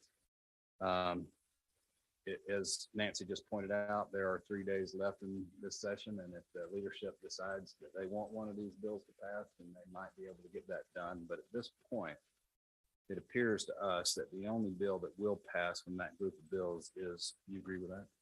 Is HB 374, the sensitive materials in schools, by Representative Ivory. And why don't you explain? It has been revised considerably from its original formats, taken out the legal consequences, and has been revised. It has a definition in it for, I believe it's called constitutional pornography. Is that what it's called? Criminal pornography. Thank you. And that's already part of statute. And there are people that would like to not have that in there, but it's already part of statute, and it already indicates that applies to all schools. So the general feeling from our legal counsel, as well as others, is that it's not adding something in addition to, it is aligning with what is already in statute. And I do think that one passed the House today and is headed over to the Senate, but that one likely will make it through the Senate. I don't remember who the floor sponsor. I want to say it was McKay, but I'm not. Was that Weiler. Was that like Senator Weiler? Was that a constitutional amendment you were proposing there? Constitutional pornography. Yeah, exactly. So that is all of the curriculum bills. If there are any questions about any of the rest of those, we talked about them in a little more detail last time. School fees.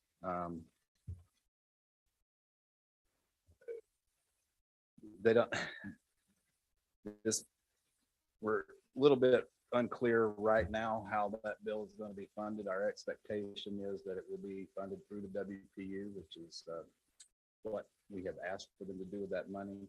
I have confirmed, we talked a little bit in study session about the WPU. I have confirmed that it will be 6%, and it's not going to go any higher than that, but it's not going to go any lower than that too. The big question, which I didn't get answered, was whether or not this school fees money would be part of that 6%. My suspicion is that it will. I think I told you guys that I had suggested, and not just me, others had suggested that they keep it as a separate line item for a couple of years and then fold it into WPU. I don't think that's going to happen, although it still could. So that's really the only, in my mind, the only remaining question about the WPU and about school fees. Exactly. You want to take these sped bills? You want me to do them? So we've mentioned before a string of sped bills. There's one I'm still not quite sure about. HB 113, which is Judkins' bill, which everybody's been on board with all along. That one passed tonight. So it's a done deal. Everybody all along has thought that it would merge with SB 118. The other one was HB 113. Everybody thought it would merge with SB 118. That has still not happened. SB 118 is still circled in the Senate calendar. So ostensibly that one would be done. We'll see how that plays out. And then the other one that we've had a lot of, our special ed directors have had a lot of heartburn with is SB 134 special education amendments. What happened with it this week is he made an amendment and the State Board of Education took off their position of opposition and just stayed neutral on it. And that has allowed him to advance that forward. It is now sitting out of the Senate and in the House. So that's proven to be, once they took off their opposition, it's proven to be pretty hard to continue to oppose that one, even though everybody else does oppose that one still. And it is in its, I don't even remember what iteration, it's had several subs made to it.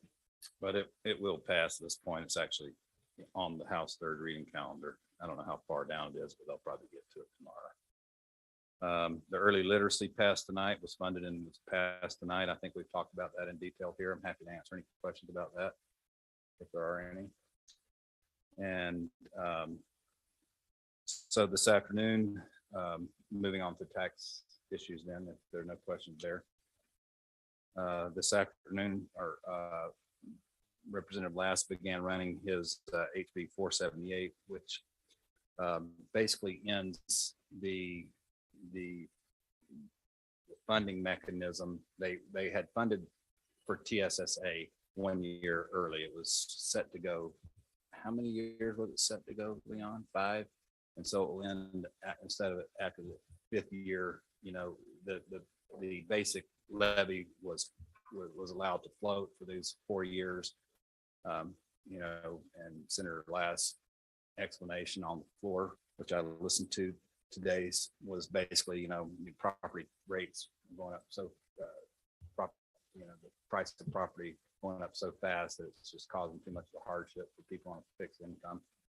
And he acknowledged that it would cost public ed $24 million to do this, but you know, given, you know, the way property taxes are going up, you can understand the pressure that they feel to do this. He felt like it would be offset by the trust lands money, but I don't think that throws off $24 million a year, does it? And I think the other big question on that is going to be the TSSP plans that you are working on approving, and what happens to those. And every time I've asked that question, they just said USPE will let us know. Because if you remember, when this was enacted, those replaced the school improvement plans. So now it will have that without the funding. Will it keep the current funding, just not any increase in funding? The rate will not float anymore.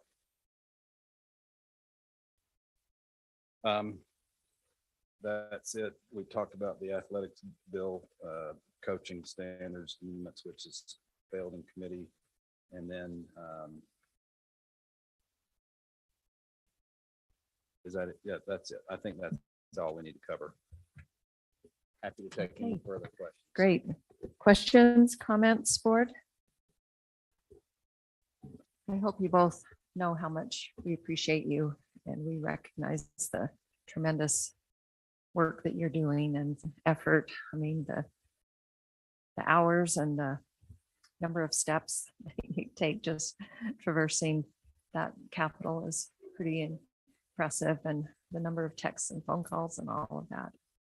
Very appreciated. Well, I just would say in closing, this will be the last time we address you while the legislature's in session. Obviously, we'll come with a final update here. But when you look at what happened with that voucher bill, when we first talked about it, I thought it was unstoppable, but it just shows you when the education community gets together and pulls together and works as one. It's very powerful. And we should remember that and try as best as we can. And it's always been something Susan and I have always tried to pursue at the legislature, is working together with the other entities. And when we do that, we can be very powerful. And when we don't do that, when we show that even the slightest division amongst us, that's when we don't succeed as well as we could. And so I hope that we can all learn from this and build on that success going into the future. Thank you. I think Mr. Wrigley had a comment. Yeah, just quickly, I too want to thank you for all your work you've done When we started getting a whole bunch of texts on Sunday, I knew I'm going, take a break.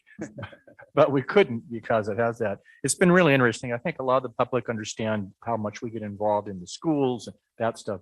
I don't really think the public understands how much our district and our board gets involved in advocating at the legislative level. And so we advocate up and advocate down. And it seems like every year we're having more and more things we're having to prevent rather than encourage, which is sort of sad. Hopefully we would get more stuff to help us govern as a board rather than make it almost impossible for us to govern. I'm hoping next year you can get up there and make us equal to the restrictions, I mean, the freedoms of the charter board and the private areas. So we have continuation of more and more restrictions on our board, yet they have run bills to get no restrictions on the same public money. I don't understand that sometimes. So thank you. I know it's really crazy, but this is really interesting to be able to advocate both directions, especially during this time of year. It's our pleasure, and certainly want to thank everyone, especially on Sunday, for engaging in that. I know that took everybody's Sunday, especially Jeff's. And I wanted to thank he and Kirsten. I want to thank he and Kirsten too. They have their nights and weekends have been just as busy as ours. We appreciate it. Thank you very much. Thank you. Thank you. Appreciate it. Next on the agenda is USBE Rule 277-328 compliance training. This is a first reading. I'll turn time over to Superintendent Robbins and Sunlight Works. Thank you, President. Before Kevin, there he is. Hi, Kevin. Before Kevin comes up, we talked a little bit about this in strategic visioning, but in the human-centered supports and access and opportunity, a lot of the language around diversity and inclusion are in those impact statements and strategic initiatives, which is really exciting. The thing tonight, just to provide some context, is that under 328, under this new rule by USBE, is that this training needs to come before the full board before we take this on. And so where we're at with that is our next step would be to provide training to our administrators around the topics that are in the strategic vision, as well as a compliance piece with 328. So I really see how you can see how those two things kind of couple and work together in support of our principles first. And then I anticipate going into the fall, USBE will have modules as well that go along with this for teachers and educators. So with that, I'll invite Kevin up and we'll go from there. Thanks for being here, Kevin. Yes, welcome, Kevin, and thank you for your patience, as I'm sure you've participated in some of our board workshops and activities, you know. I have 5 how kids, so engaged I've we learned are. Yes. Yes. So thank you. And thank you for receiving me tonight. As Superintendent mentioned, I'm here tonight to gain your endorsement to provide training for our principals first and assistant principals.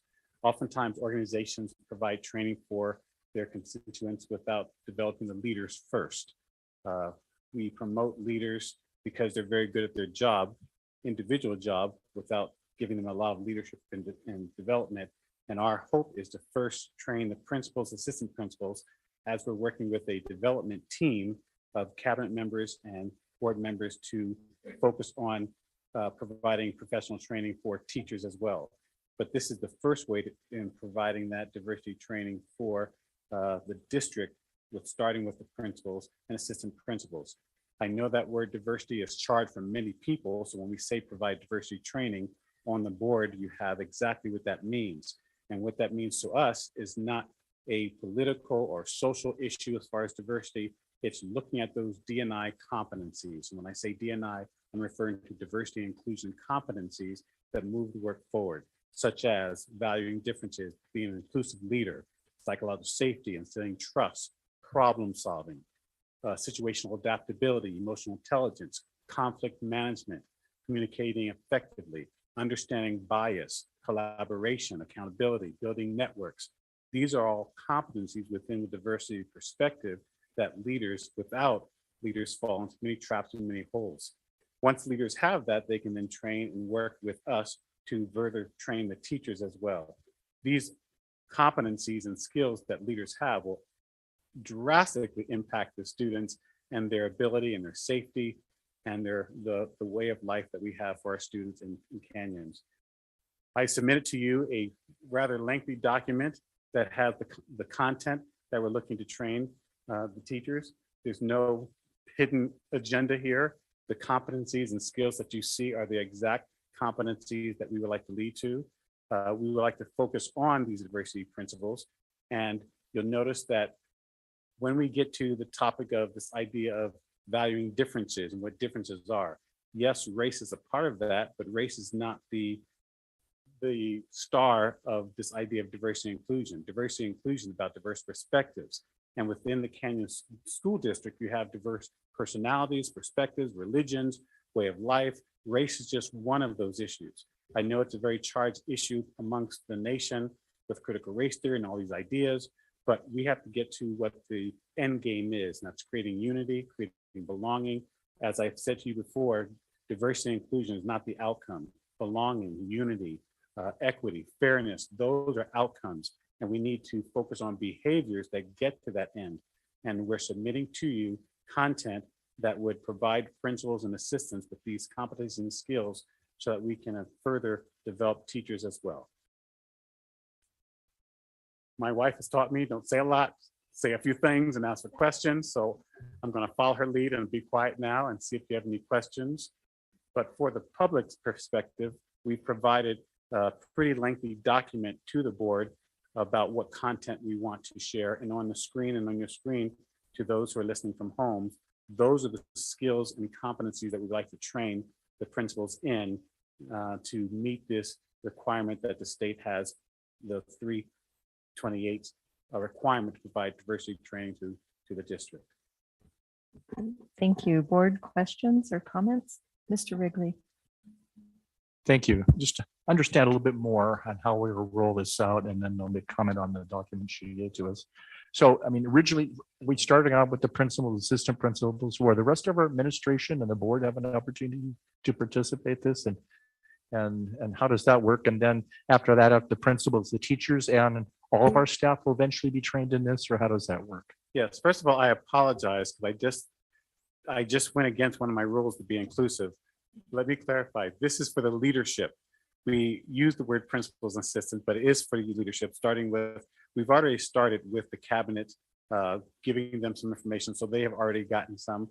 I apologize that we have to find a way for the board to also receive this content as well, because I think it's vital that you know what the cabinet and the principals are being trained to. So we have a plan to continue to train the cabinet and to provide that information for the board as well. And then, yes, cascade it down to the principals, to the assistants, to the teachers and staff. We're looking at for the people that work in the cafeteria, that help provide clean buildings. It's very important that everyone has this understanding that interacts with the students who understand what diversity is and how do I use these diverse principles to create a safe environment for our students. Appreciate that. At some point, I'd like to request a copy of those. I read all the documents. I was really impressed. I mean, a lot of the military and everything else is putting a lot of critical race theory in their training. And this, as you said, is competencies and skills. It's very upfront and open. I think it's going to draw our district together and give us the same language upon which to build. So I was really impressed in what you've done here, taking a very difficult topic right now and politically hot topic, but bringing it down to the core values, I guess you'd say, that we need to do to address the issues right now. And maybe we need to send you up to the federal government or something. Well, So thank you. I'll give you. I think one of the problems that people are having is they're focusing on this idea. Listen to the word critical race theory. Before you can talk about theories, let's talk about the behaviors of being kind, of collaboration. I think we need to get to those first before we even get to those theories or philosophies. Let's get to the behaviors and skills first. Thank you. Other comments or questions? Mrs. Schill. Okay, thank you for this. And I mean, I really like everything that's here, but I'm wondering, what is the training? What does it actually look like, the training?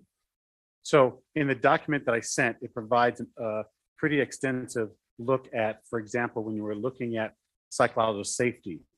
In psychological safety and creating a safe environment for employees, for students, it's looking at those 4 areas of creating inclusion safety. How do we learn to make it learning safety, contributor safety, and challenging the status quo. And so it's helping the teachers understand, how do I look at those areas to make it safe?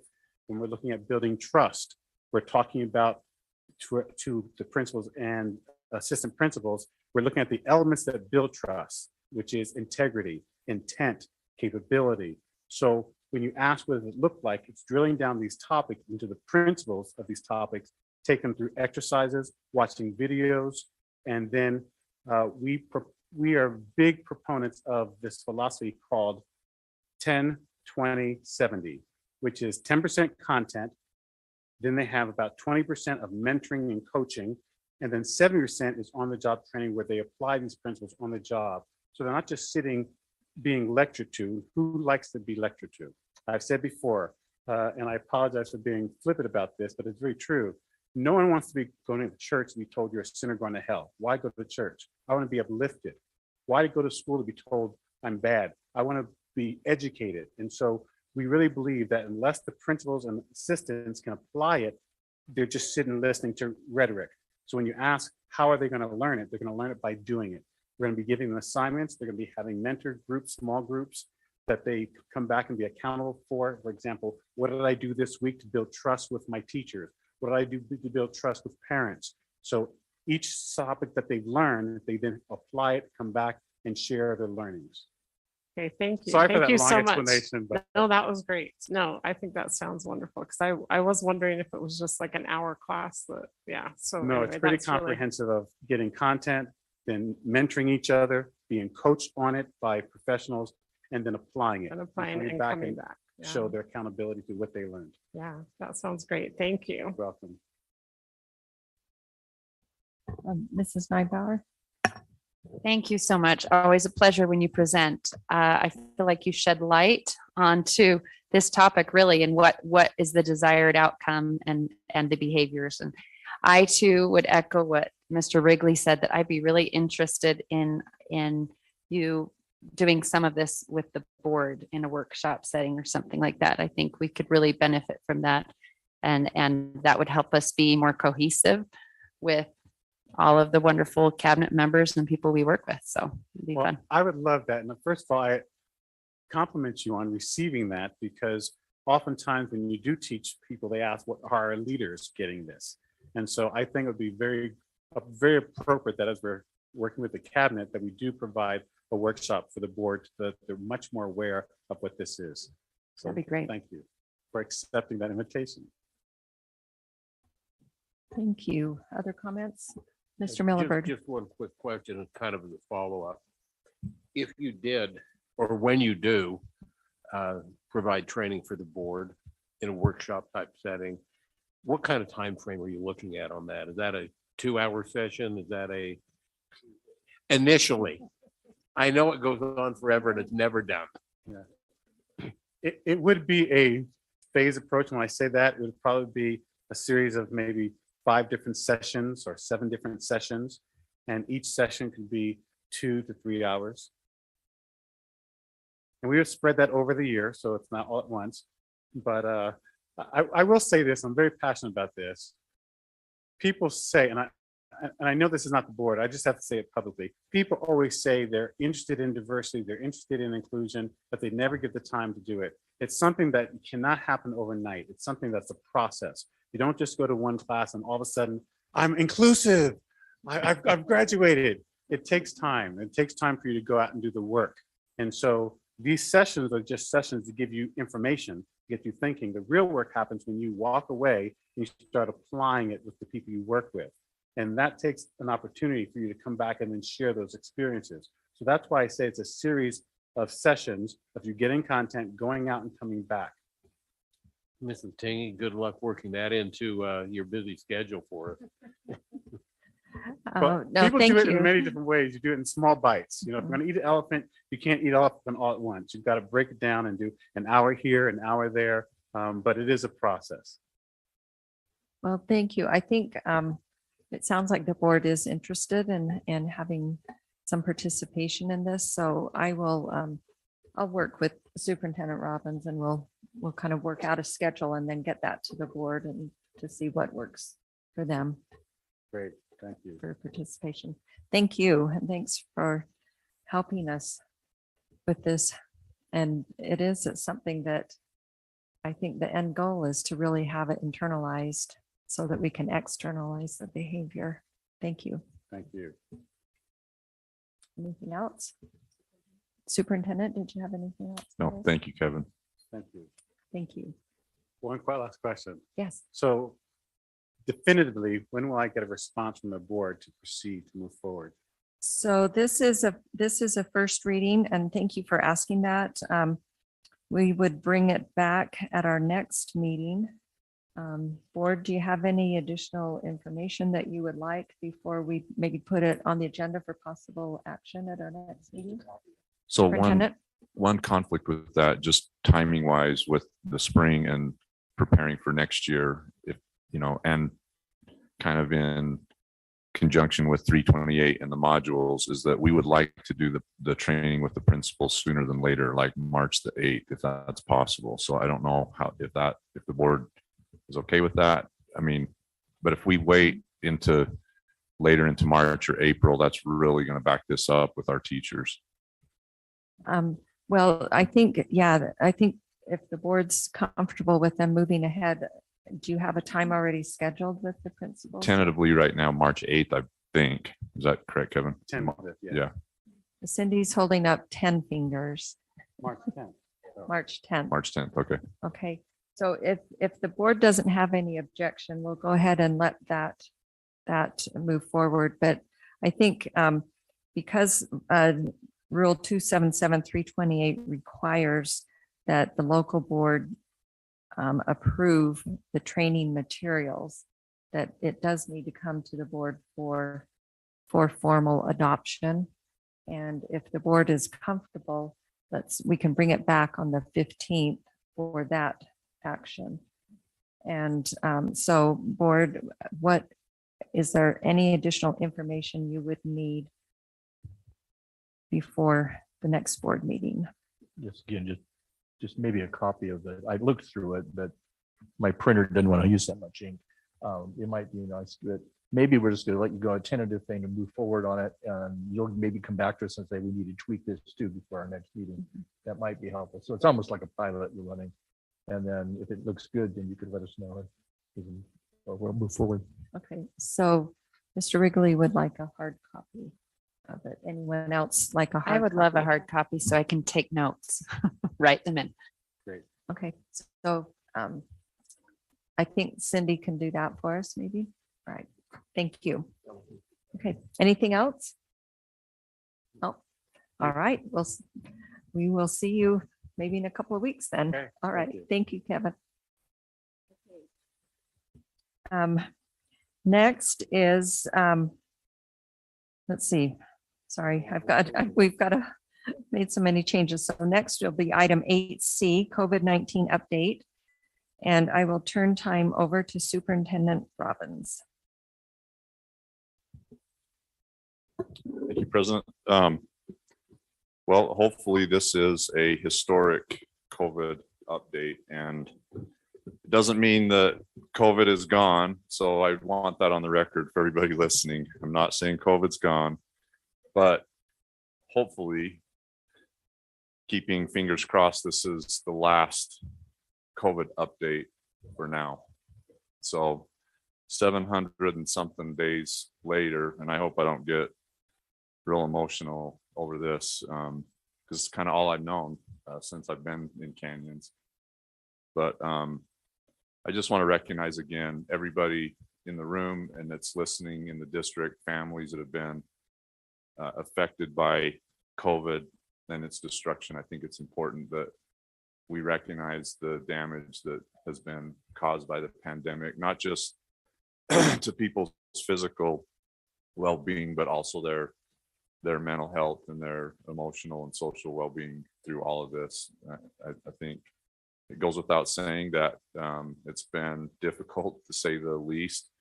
But I also, before we get into the slide deck, also just want to say thank you to the board and to our community, our parents, our teachers, our staff, for so many people, our students. I mean, I can't say enough about gratitude and how I feel about everybody's willingness to sacrifice and dedicate themselves to keeping school open. And I mentioned this before, but I hope, in the end, history will tell the story and I guess judge whether or not we were successful in our efforts. But one thing I know for sure is that we did keep our promise to our students to keep school open and for them to continue to have an experience that they should have.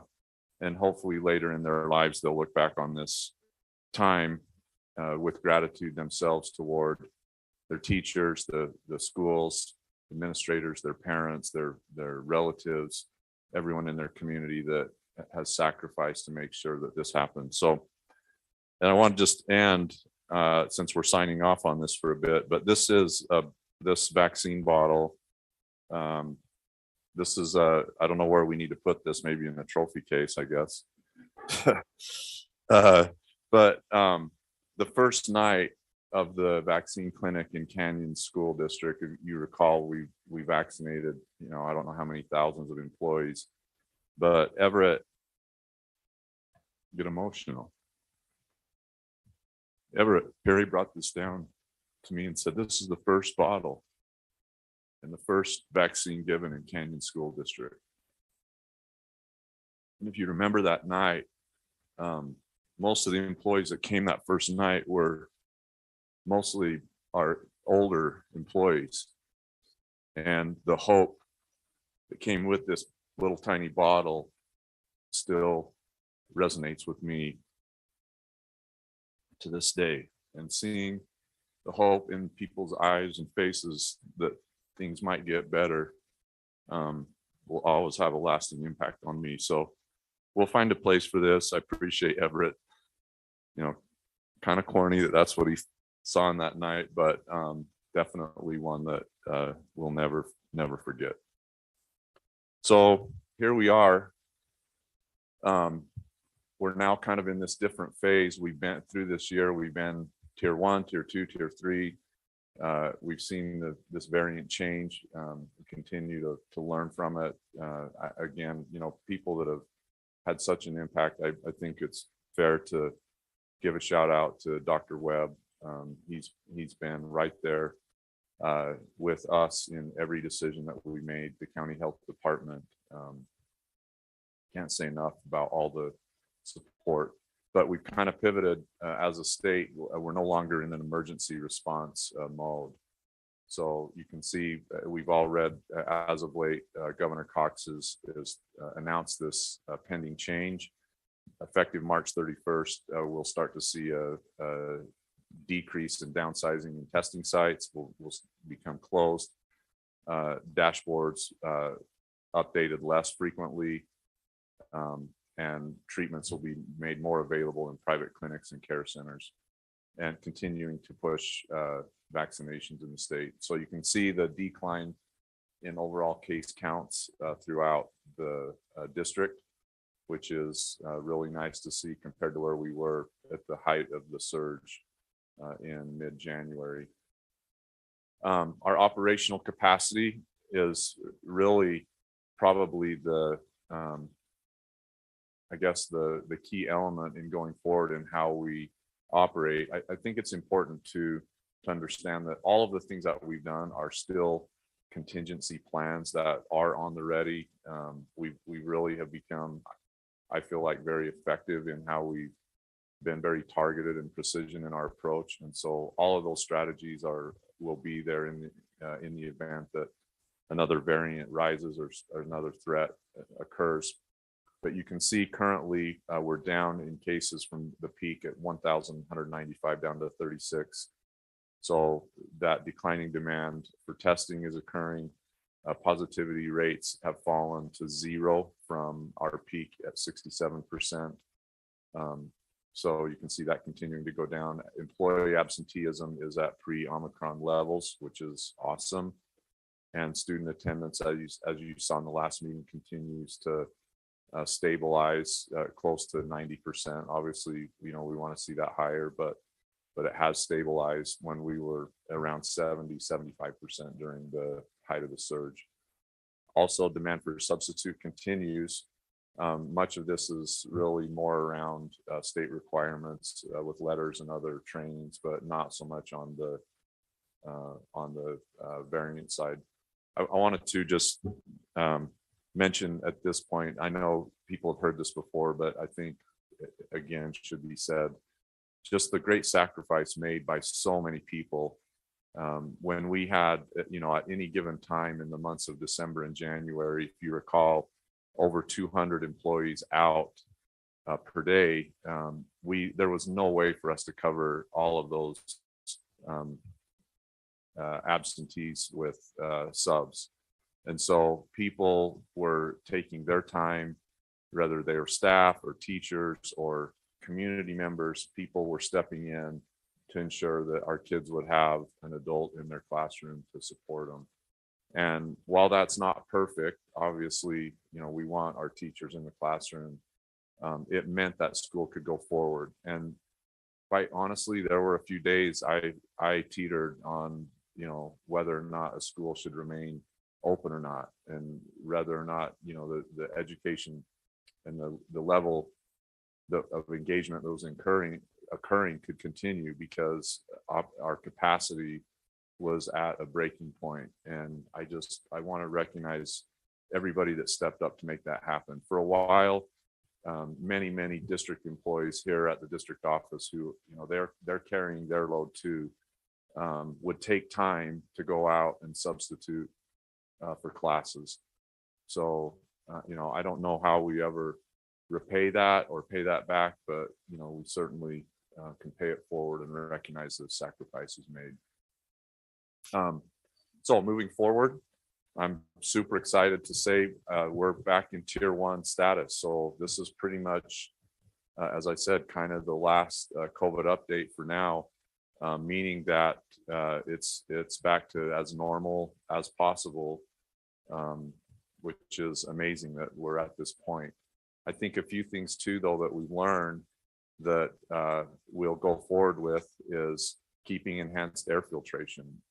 I firmly believe, and I don't have anything to quantify this, but just looking at how we've dealt with all of the variants and different situations, is that those filters have made a difference. And I just appreciate Leon and our buildings and their crews for really keeping our buildings clean, for monitoring air filtration and moving air through the day, doing everything they can to make sure that we're doing what we can to mitigate.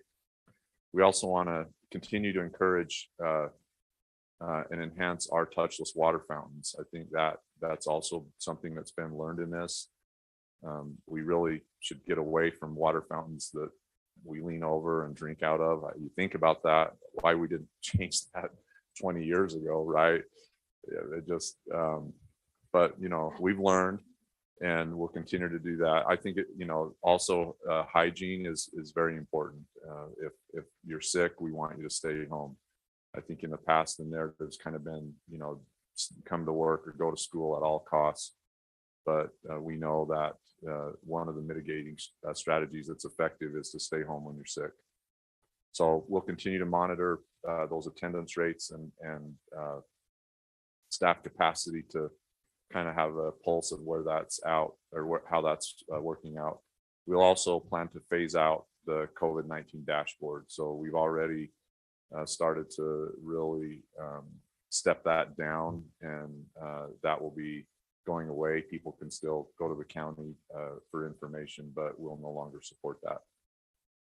Also, again, operational capacity, we'll continue to look at that if other situations occur. Regular electrostatic spraying, that's something that the district's been doing now for quite a few years, so we'll continue to maintain that, along with regular cleaning schedules in bathrooms and hallways and cafeterias. And then, as mentioned, all of the restrictions would go back to normal conditions.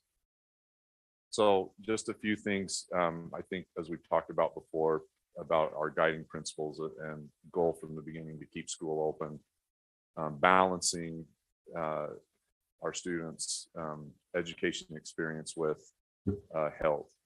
And that's always been in all the debates, the controversy, the passion, the issues that have been that have occurred, whether or not they're political or not, and no matter how people feel about it, I feel like the board, under your leadership and guidance, that we really tried to keep that balance in place, not only by keeping school open, but allowing parents and students choice in what was best for them.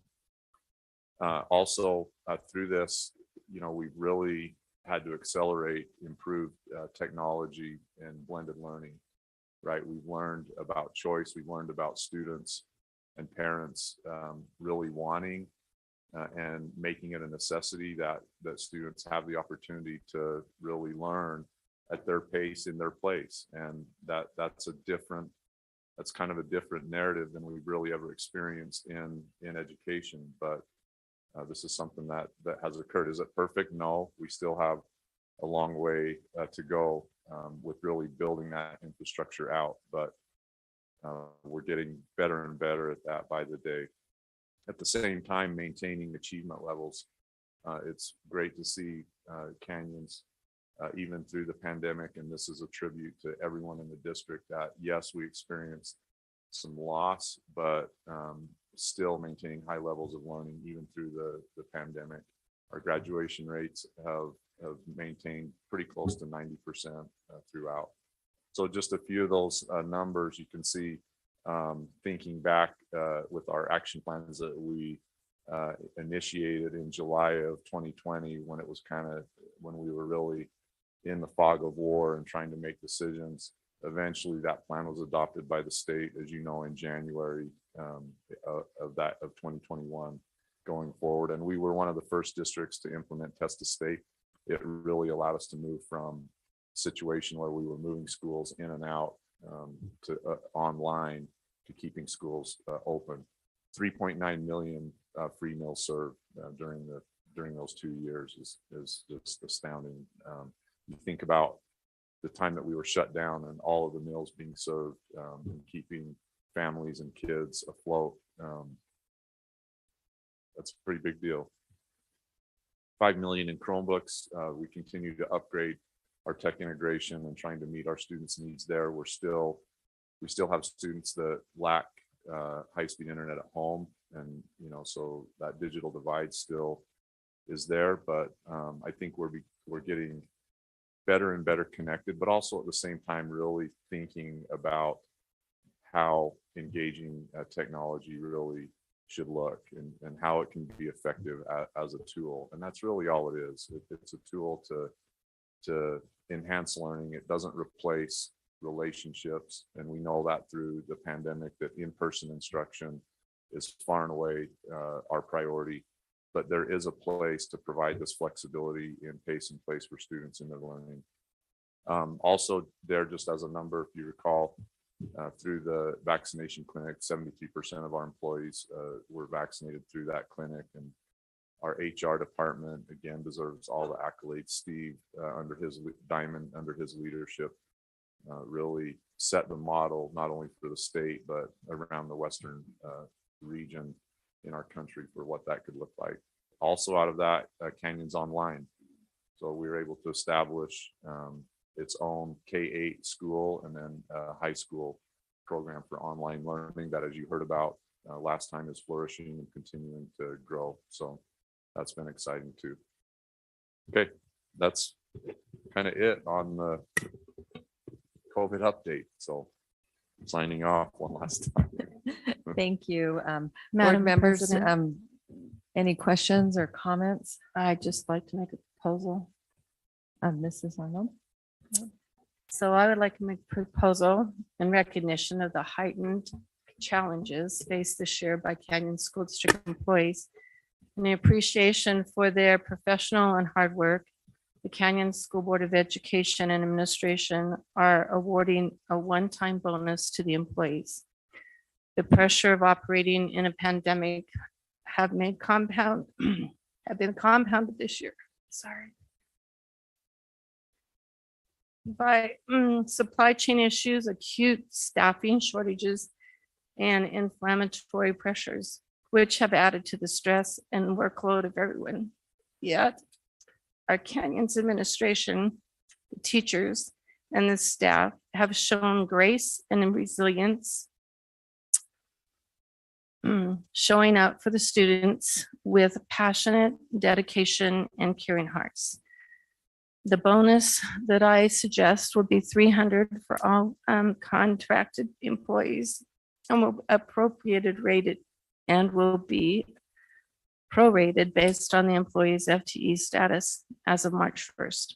ESP hourly employees will receive $150 regardless of the hours worked and must be employed as of March 1st. This bonus will be paid on March 31st, 2022 paycheck, which means employees will receive the bonus at the time they have their spring break on April 4th through 8th. I would like to second that motion, and I'm sure every other board member would like to as well. Thank you. So we do have a motion and a second. Is there any, and that motion is in order as this item is in our business meeting. And is there any discussion to this motion?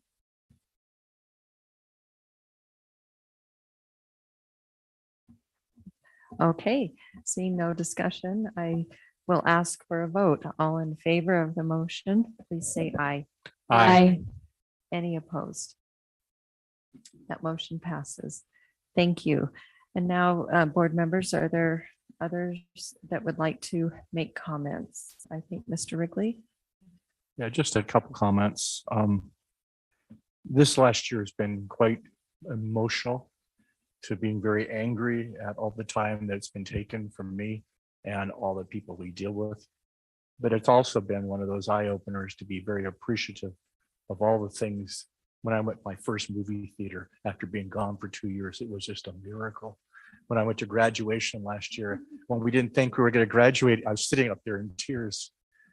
You know, I want to express my appreciation to you and to the leadership and to all of our staff in the district. This has been a difficult time, not only for the leadership, and we've seen them be heroes. It's just amazing, hours and hours. I don't think our communication department has a life. I mean, there's been one thing after another, but I also want to express appreciation on behalf of the board to all the parents, all of the siblings and children they have, and their spouses and their significant others. This has been a toll on them. This has been really hard for the time we've taken and how difficult it's been for us. But for our children and for our families, this has been really hard on them also. You know, my wife keeps on kidding me. I spend more time with Nancy and on the phone than I do with her, you know, because over this last year, it's 25, 30 hours a week in many different issues. But, you know, this may come back again, but I think we're stronger and we're wiser in many ways in how to deal with this. But it's brought out the best of a lot of people this last 2 years. And so I offer my thanks and appreciation for everybody, including the families. Sometimes we don't give enough credit to our families, but our wives and our families and our children have given so much for us to do what we've had to do this last year. And I don't think the public notices that. And so I thank the families this night. Thank you. Other thoughts or comments? Mr. Millerberg and then Mrs. Oates.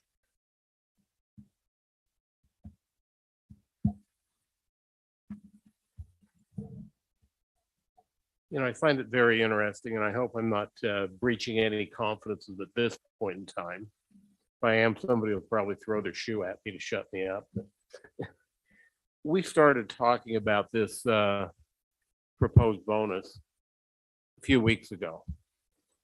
And it was interesting, at the same time our inboxes were being flooded about virtual Fridays and whether we should keep those or not.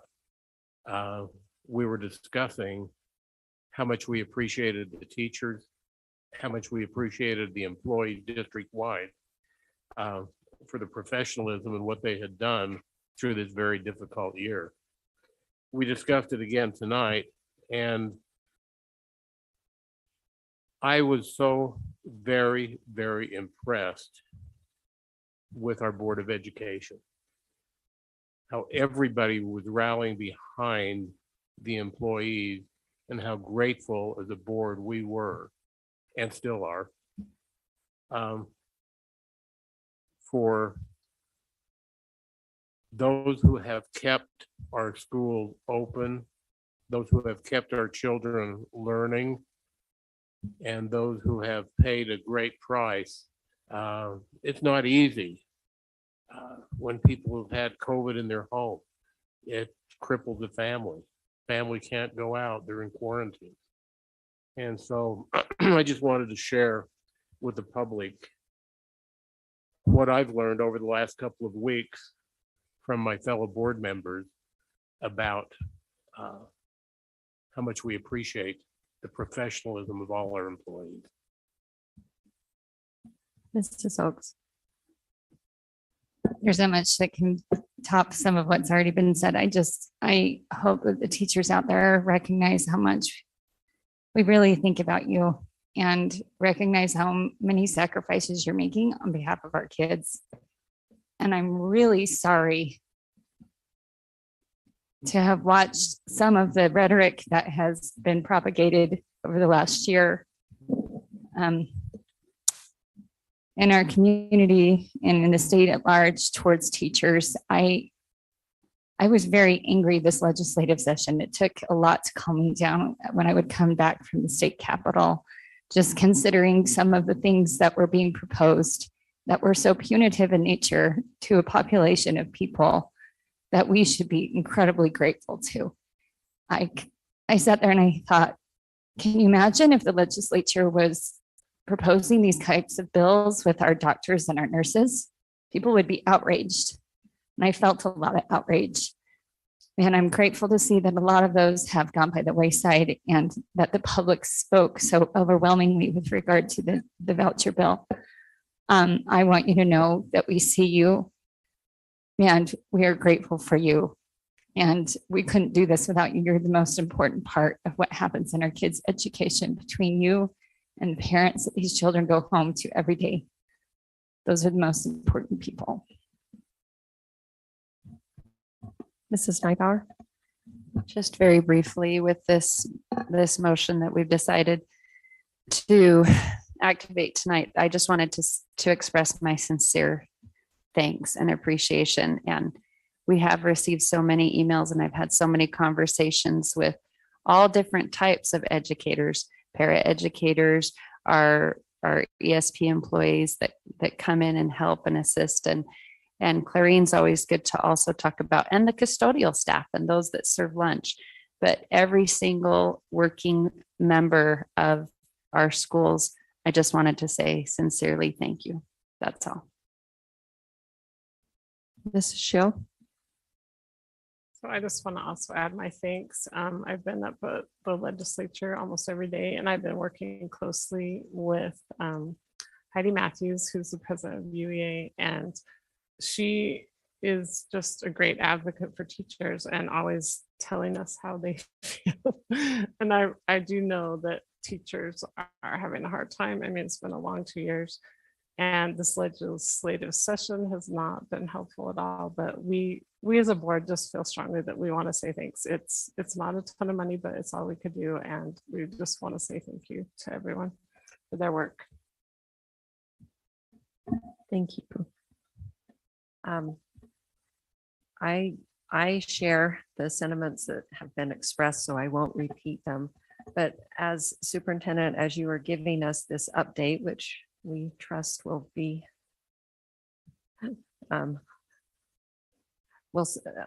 anyway, for now, right? I don't even dare say the words, but while you were giving this update, I was thinking back 2 years from today, and we were in the middle of a superintendent search. And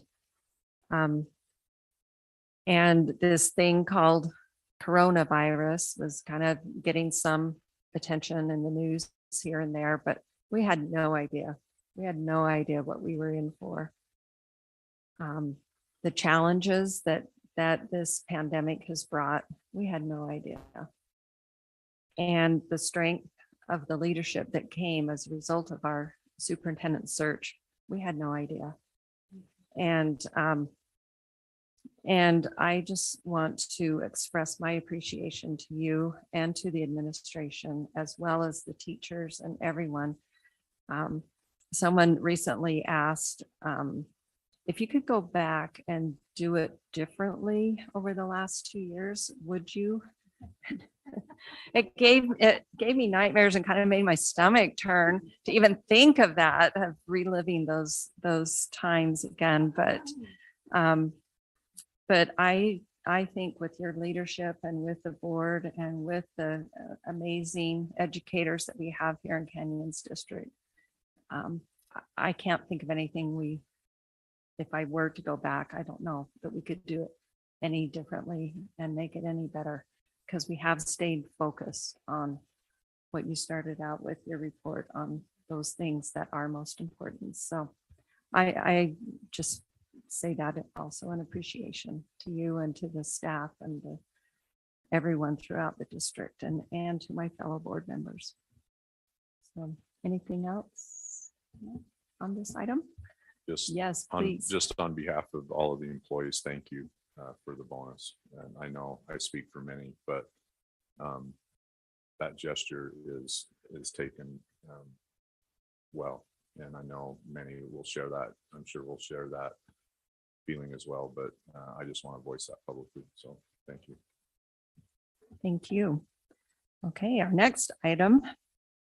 I will turn the time over to Leon Wilcox, Business Administrator, to present the first reading of the 2022-2023 fee schedule.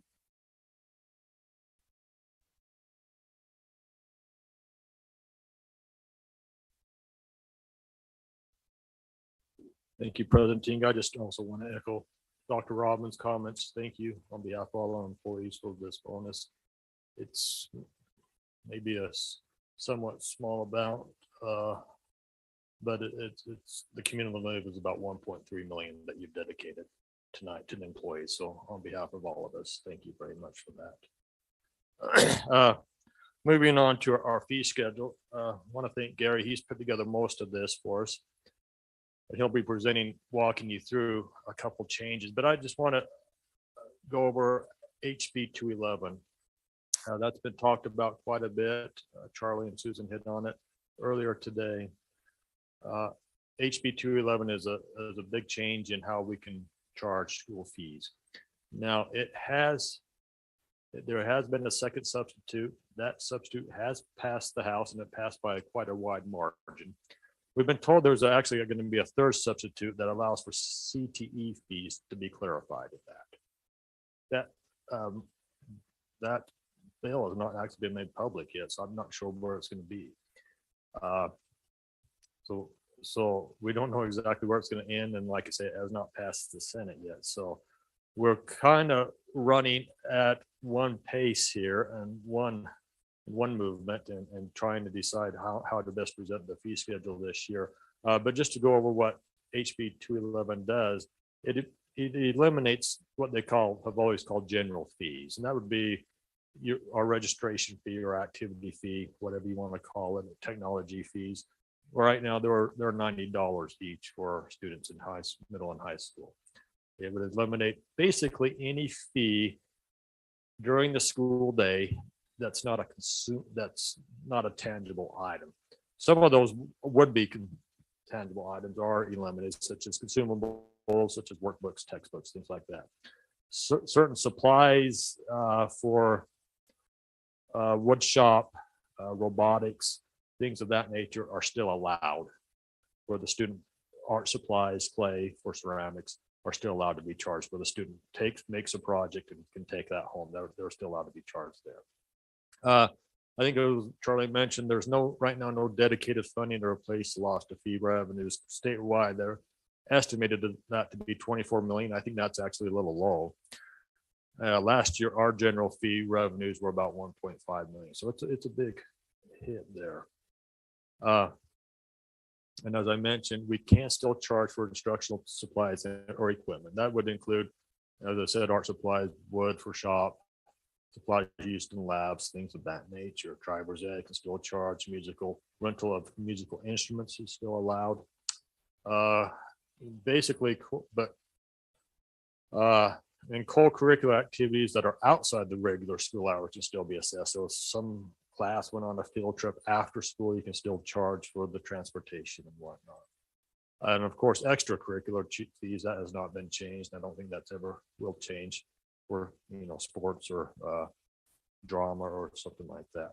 But if this HB 211 doesn't pass, we can either go with this option or look at other options. So that's a little bit of the dilemma we're in right now as we try to work through this change in school fees. So I do appreciate everybody's work with our high school principals, and Gary. Also appreciate the work at the state capitol with Amanda, Amber, the rest of the JLC as we've tried to work with Representative Robertson on this bill going forward. So we have made some good changes, I think, but we'll have to see where it ends up right now. So with that, I will have Gary, he's done the work of putting this together. I'll have him walk you through quickly these proposed changes.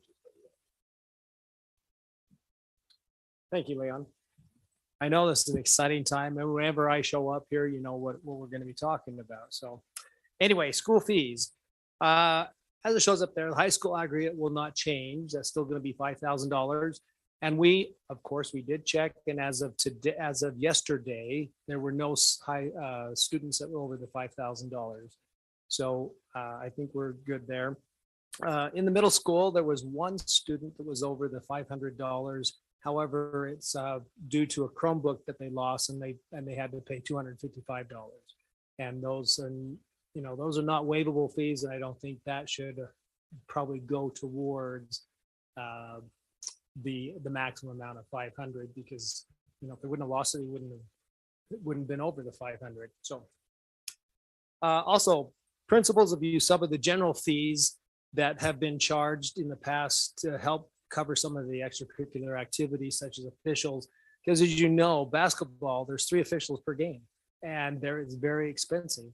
And then for football, you've got a lot of refs, and so this is what they're running into. And now we want all the activities to be able to pay for themselves, and that's kind of why the next few slides that we're going to be going over is why there's some increases in the fees themselves.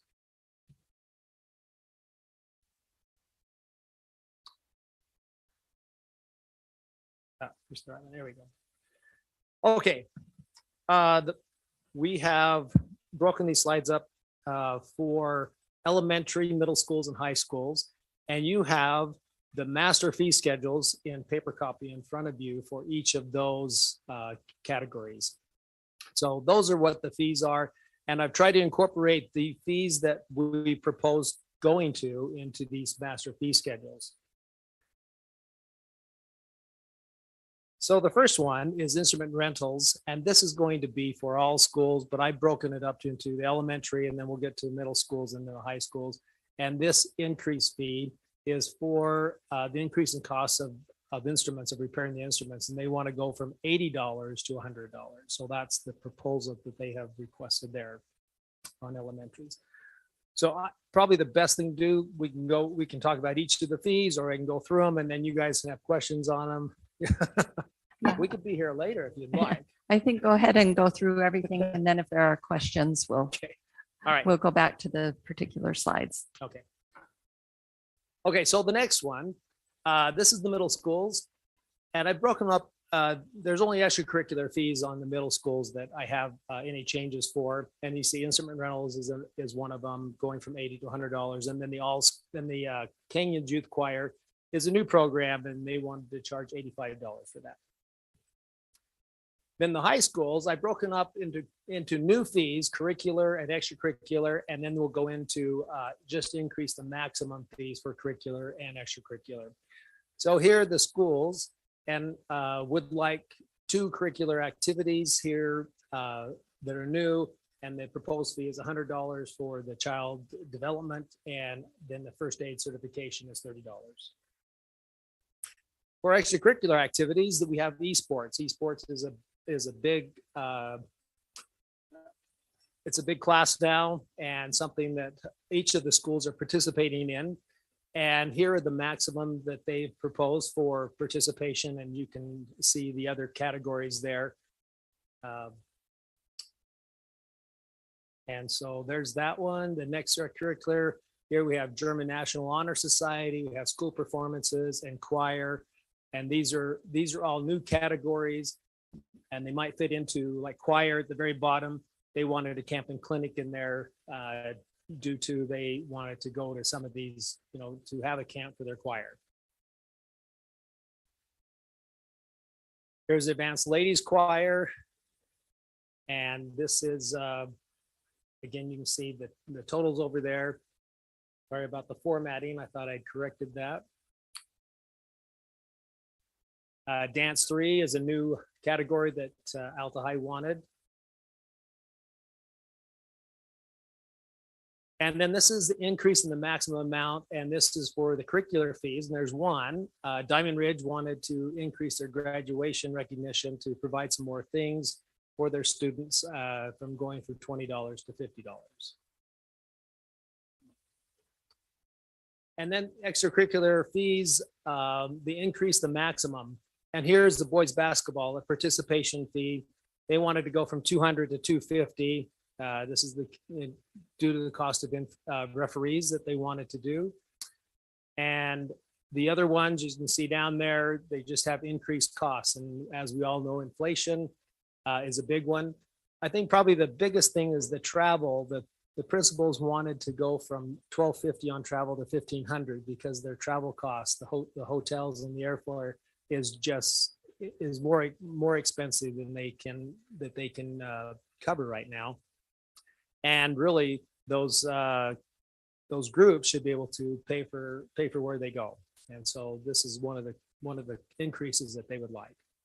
Again, baseball participation, the maximum fee, $125.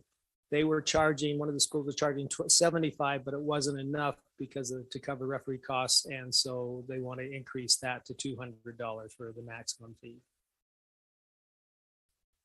Here we have cross country, have those two, the participation camps and clinics, but the big one here is CTE projects.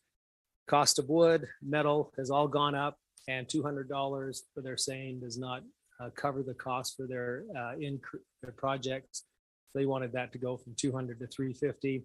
And if you bought a 2x4 lately, you know why. They're very expensive. Here's the increased maximum for the ones listed there, National Honor Society, very small amounts, but it is also an increase in all those. And here again, the instrument rental goes from $80 to $100 for the high school. Here are some new fees for the CTE. You can see their business leadership. These are these are new categories inside there. So cosmetology has a new one for second year licensing, increase that to $174. Heavy diesel mechanics, they have a supplemental information that's non-waivable that they want to have added there also. Here we want to increase the maximum fee for the different CTE programs. As you can see there, cosmetology going from $2,955 to $3,245, and they talk about the evening salon and the kits have all increased in prices, and that's what will cover that. So that's the first year. The second year, they want to increase that to $2,035, and then down, you can go down through all of those fees there that are increasing from what they were previously. And that is it. Can I answer any questions? Board questions? Mrs. Nightbauer? Just two quick questions. The curricular graduation fee, is that only for Diamond Ridge, not for the other high schools? Yes, because Diamond Ridge, they're unique in what they do for their students. Mhm. And they provide, I guess they wanted to put the cords and things with them. And I don't know all the detail behind it, but I know that they're in a unique situation that they wanted to do this for them. And $20 was not covering all the costs that they would like to provide for them. Okay. And then also increasing the different sports fees. I was under the impression that when we sell concessions and things like that, that also helps pay towards, you mentioned referee costs. And whenever schools host tournaments and the entrance fees, that also goes towards paying for referees. So could you just explain that to me a little bit? Because I thought each individual program, we have these robust parents running concessions and selling those things. I know some of it goes towards uniforms, but I was under the impression it also goes towards referees. I can't speak personally on those because I don't, I'm not there. As far as, is it robust? I think for football, it probably is. I don't know about basketball and some other, is it big concessions and do they make money on those to be able to provide that? I do not know that. I could find out of what they do there. And just the entrance fees into the games. Right. And again, you're only talking probably football and some basketball. The other sports, they probably don't even charge a fee if they do that.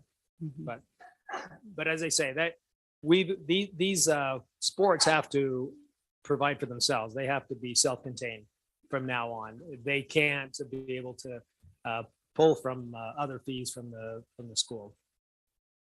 So you want me to find out about the Yeah, that was concession just my fees? question. I Okay. just think some of those sports, I would think that they generate enough to be self-sustaining of their program with regards to the cost for entrance and. Well, I know football because, football's not asked for an increase and they get all the gate receipts, most of the gate receipts and the concessions there. Yeah. The other ones, baseball. Basketball. Yeah, maybe basketball. I'll check on that one. Baseball, I don't think you get many people out there. I don't know if they sell concessions at baseball or not. So. Other questions? Mr. Wrigley? Yeah, AP testing, concurrent enrollment, is all that going to be picked up under this bill? Taking AP classes, sometimes there's a fee when you take the examination. Concurrent enrollment's got the money that goes along with it.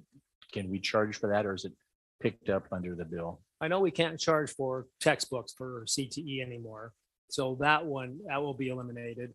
As far as AP tests, we can still charge for AP tests. We can't charge for the test, concurrent enrollment? Okay.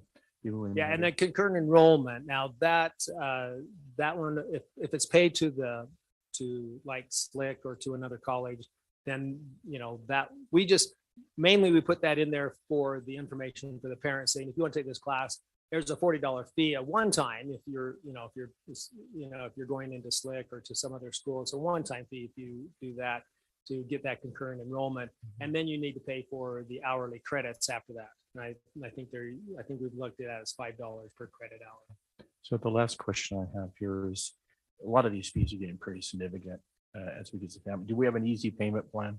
Is there some way we break this out? If some parent says, I can't afford $500 this week, but can I spread it over 3 months or something? Is there some way? Because it may prohibit people in attending, especially some of our lower economic families attending activities because they just cannot put that much money out at one time. Yeah, so I want to be aware there's still fee waivers.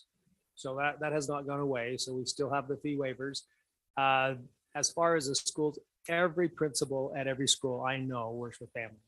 And if they have a due over payment plan, then they will do it also. With the payment plan. The payment plans does really well with our low economic families. For our middle class families that are having multiple kids, they have a real struggle on. I was one of those. A real struggle on paying all these bills for everybody if you have 5 kids or so. So I'm glad to hear that maybe they're giving them some opportunity to pay that on installments. Every school will work with the parents.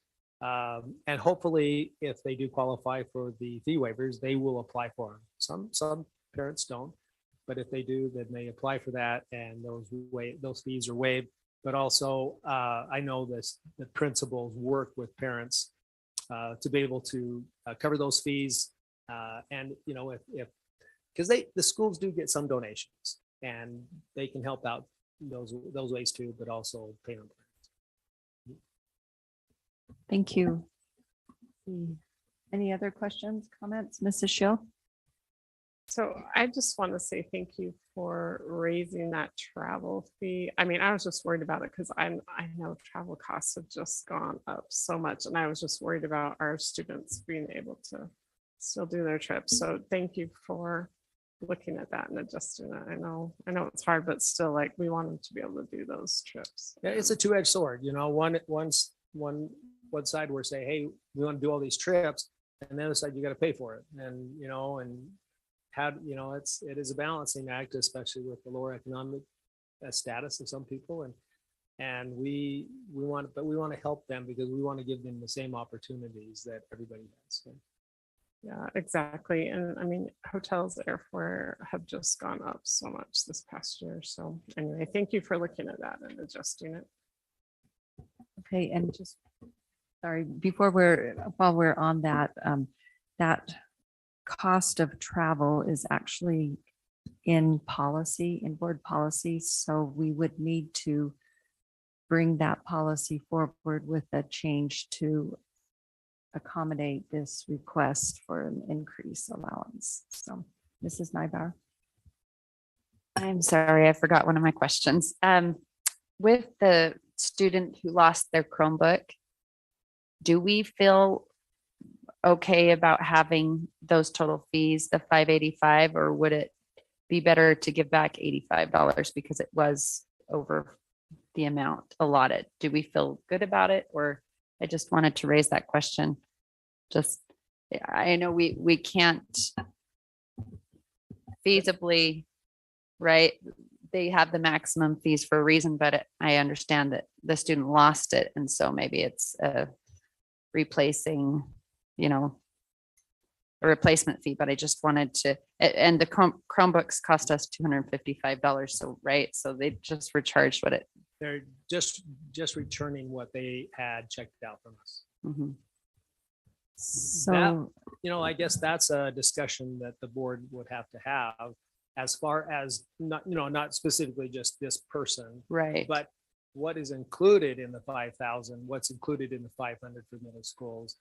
Do you want fees and fines as part of that? Because if someone gets, and I'm not joking, is that there will be high school students that get over, you know, $250 in fines because of parking tickets. So if you do it for one, you got to do it for all. So maybe if instead of calling it a replacement fee, it's a replacement fine or something. Just thinking about, since we have this rule of 500 fee. I don't know. And well, we put the fines on there just for the parents for their knowledge. So it's not to us, it's not a fee. Okay. So because we're not charging you a fee to participate in anything. If you want to participate in a class or some activity, that's not what we're doing. This is just replacing what the person lost for damage, because there are many fees that are charged for damages, because the kids will put their pencil in the Chromebook and it's, you know, smash it, and then you got a keyboard and replace it a screen, and so those are not fees. We don't consider those fees. We just consider those fines. But and I'm very comfortable with that. So then I don't think they need to be on the report as being over the $500 fee if we just think of it like a fine. We just wanted to bring that towards the board so that you know that we're looking at it, and that that we can justify what we believe is right. Okay. Thank you. so I think we probably ought to take a look at the policy. I'm not sure it has specific direction on what does and doesn't count towards the maximum.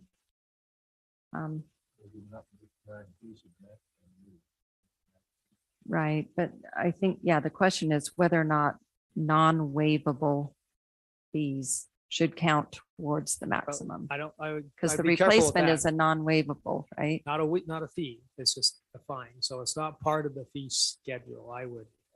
It's, So then if it's not a fee, then it wouldn't count towards the maximum. no, Okay. that's how we've always interpreted it, because it's not a fee. They're not being charged something to participate at any activity or anything at the school. It's just replacing something that they've lost or broken. Again, because the student can damage a lot of things at high school, lockers or whatever, and you charge them for it. That's not a fee. That's just replacing or fixing what the damage that they have caused. Okay. Any other questions or comments? So I guess when we see you again at the next board meeting, we'll know a little bit more if that bill has passed or not. And Well, that will need some direction from the board, because we'll know by Thursday if it's passed or not. And if it has passed, then we go forward as how we have, what we have right now. If it doesn't, then we'll need some direction if we want to go back to our old fee schedule. And then also, how do we present this to our parents, and when, because we're kind of in limbo. I don't want to put anything out there until the board says, okay, this is how we want it. right. And we need to approve the fee schedule by April 1st. Yes. So we do have 2 more board meetings, because the law also says we have to have 2 opportunities for the public to weigh in. So, yeah, good luck to us all.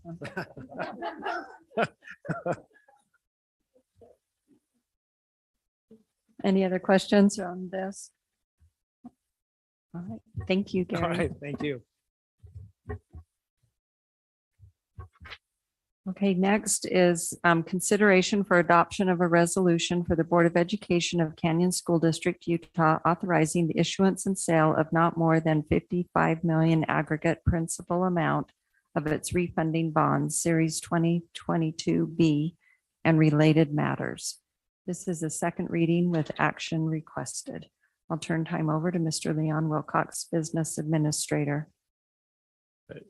Thank you, President Tink. I didn't know if the graduations was next, but hey, bonds are so exciting than high school graduation. Not, but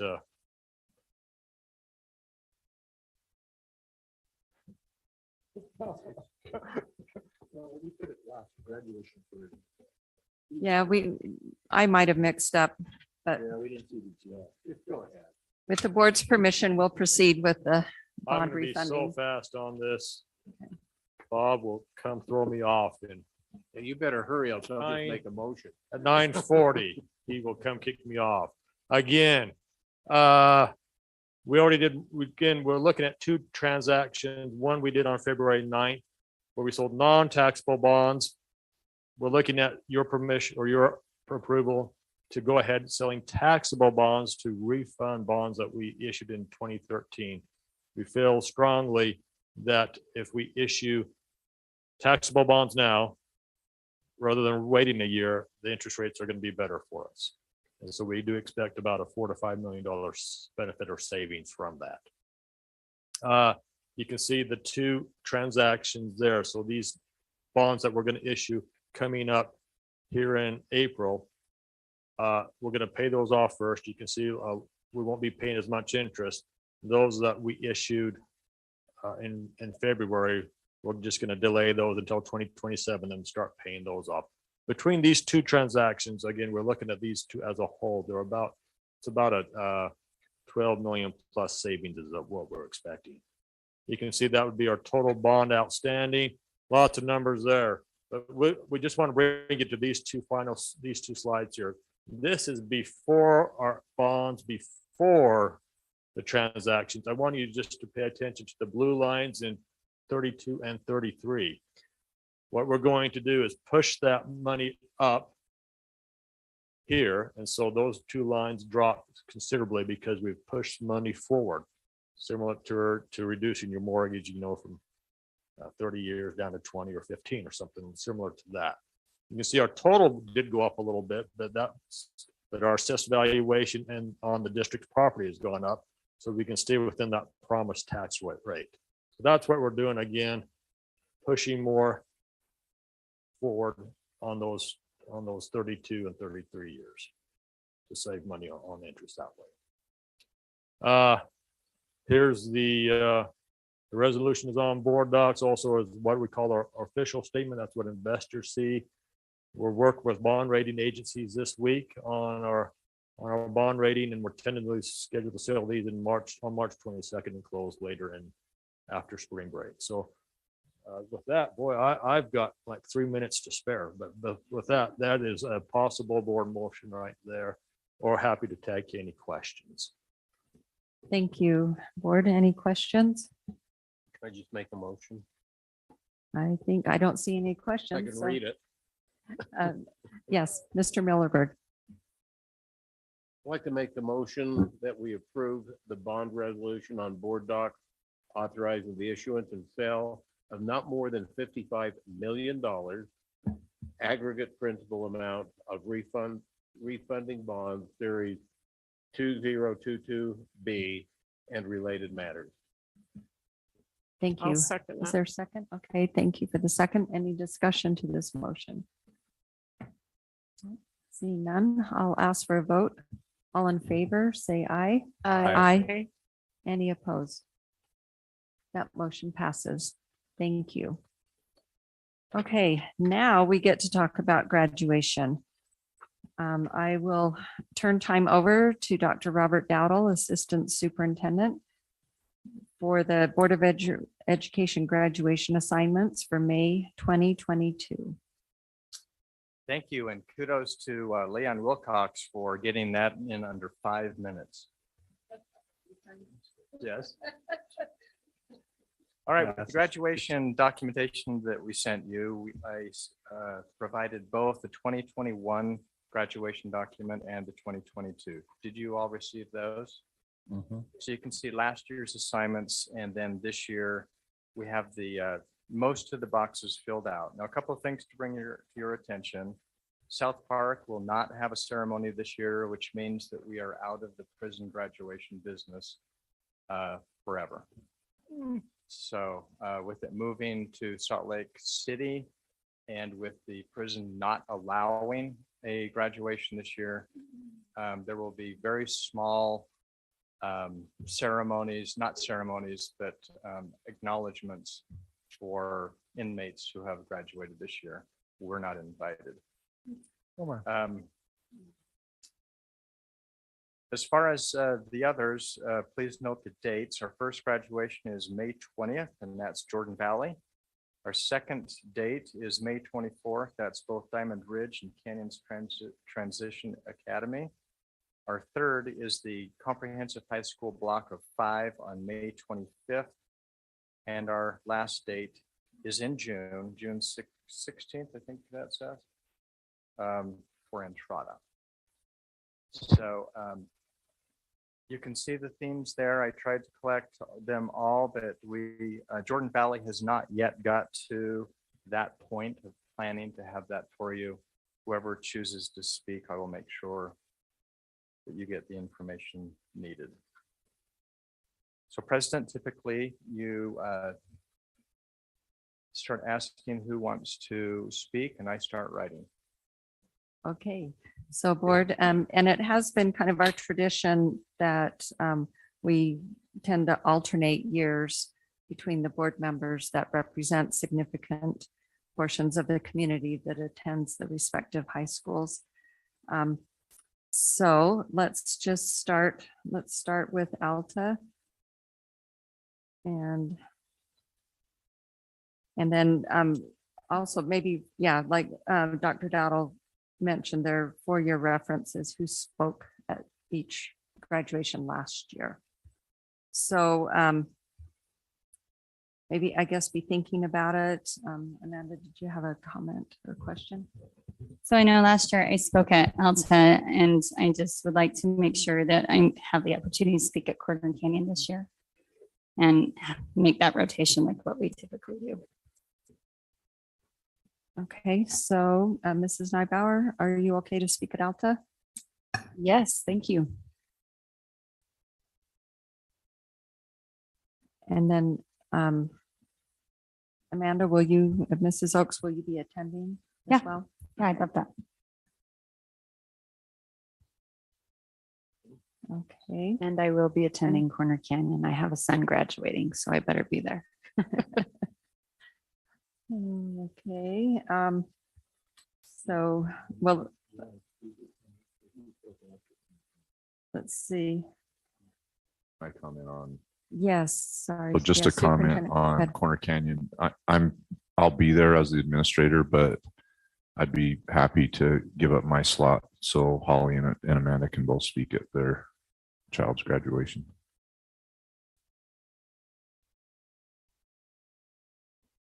I'm not sure how that process works, but All we would need to do is alert the administration. They would be happy to accommodate. And while you're thinking of that, may I Yeah, give you let's- a reminder, which was also provided, and that is, it is recommended that our speeches are 3 minutes approximately, plus the paragraph that you're supposed to read. Now, I'm not going to obviously time you, but that's the So recommendation. I could still do the citation at Corner Canyon if you'd like, and then, but I think it's important that they both speak. let's let that one settle, then we'll let them decide. Brighton, so last year, Steve Wrigley spoke. And Amber attended, I think it's my turn to speak at Brighton. If Okay. that's okay. Amber. And then I will attend Brighton.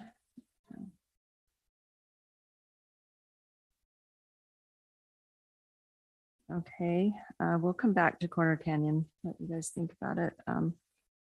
Hillcrest, I would be happy to speak again unless somebody else wants to take that. so Steve, you attended last time. Okay. So Mont will Liar. speak. You liar. You don't like listening to me. Come on, I don't like listening to me. And Steve will attend. Is that okay? All right. Okay, and then Jordan High School. I spoke there last year. And yeah. Let's see.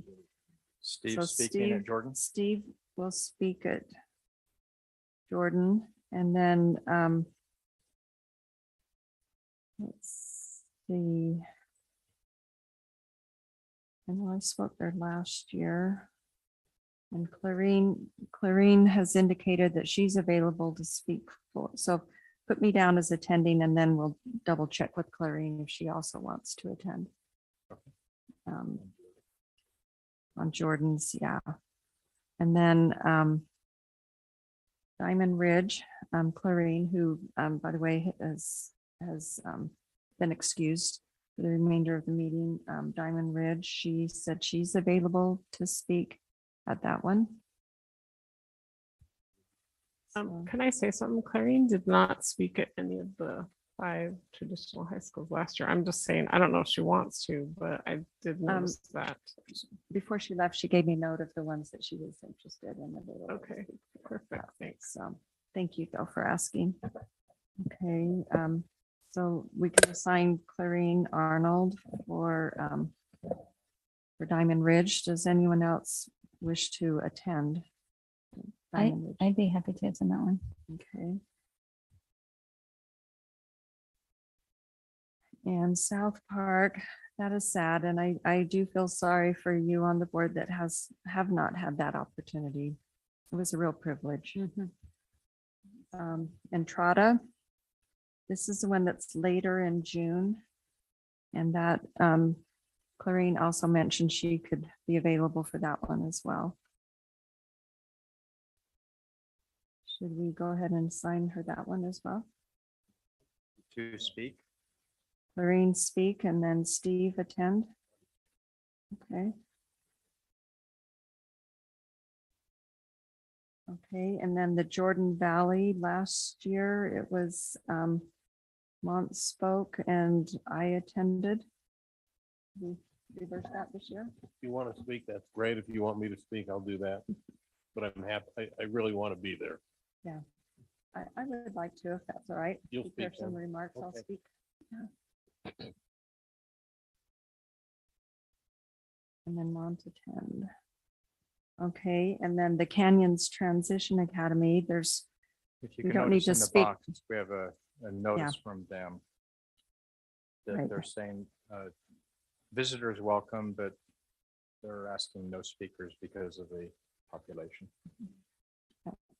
so would they like to know in advance Who's if coming? someone's planning to come? Yes. Okay.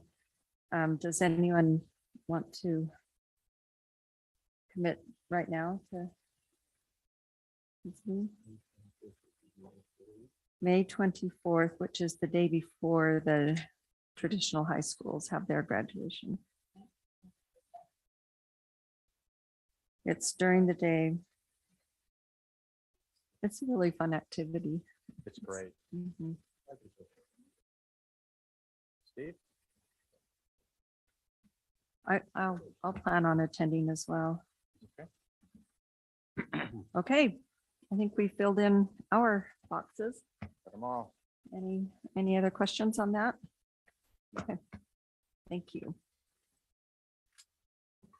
Were we going back to Okay, corner, so that concludes that Corner item. Canyon? Oh, I'm sorry. Yes, thank you.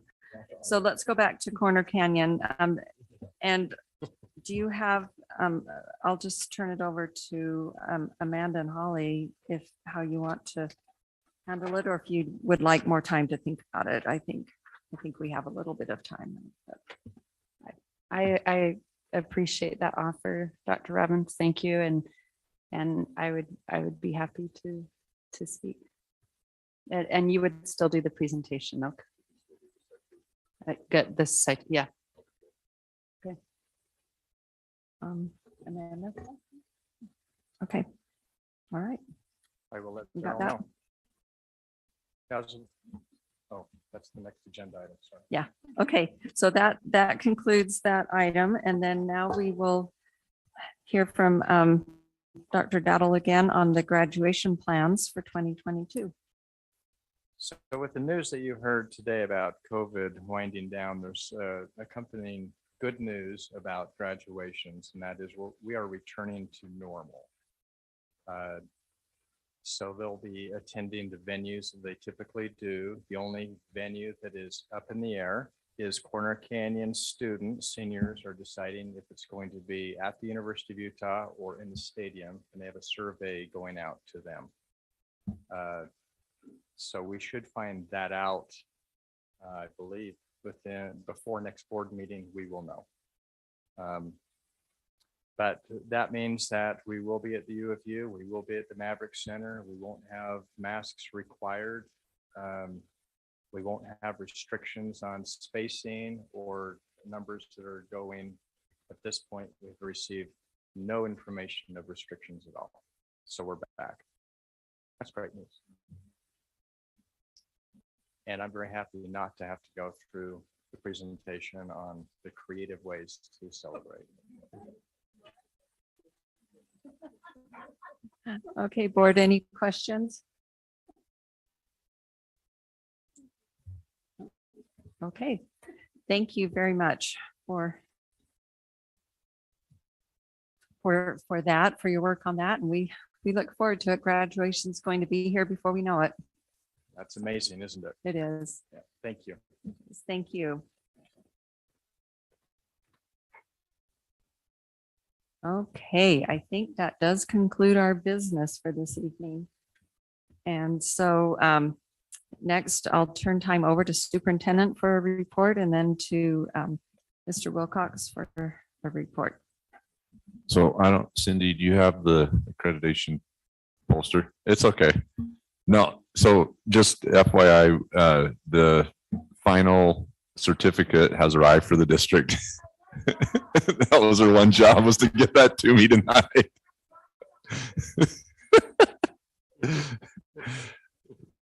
So, and it's really cool. We'll mat it. We'll put it here in the boardroom from Cognia, and every school receives one. So just want to tell Cindy thank you, and kind of bringing that to a close along with strategic vision. So great job. Her and Jesse really led that effort and deserve all the credit in the world. So thank you, Cindy and Jesse.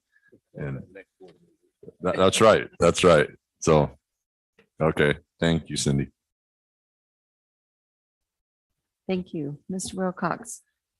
A couple things. First of all, Cindy just lost her bonus tonight, not doing that.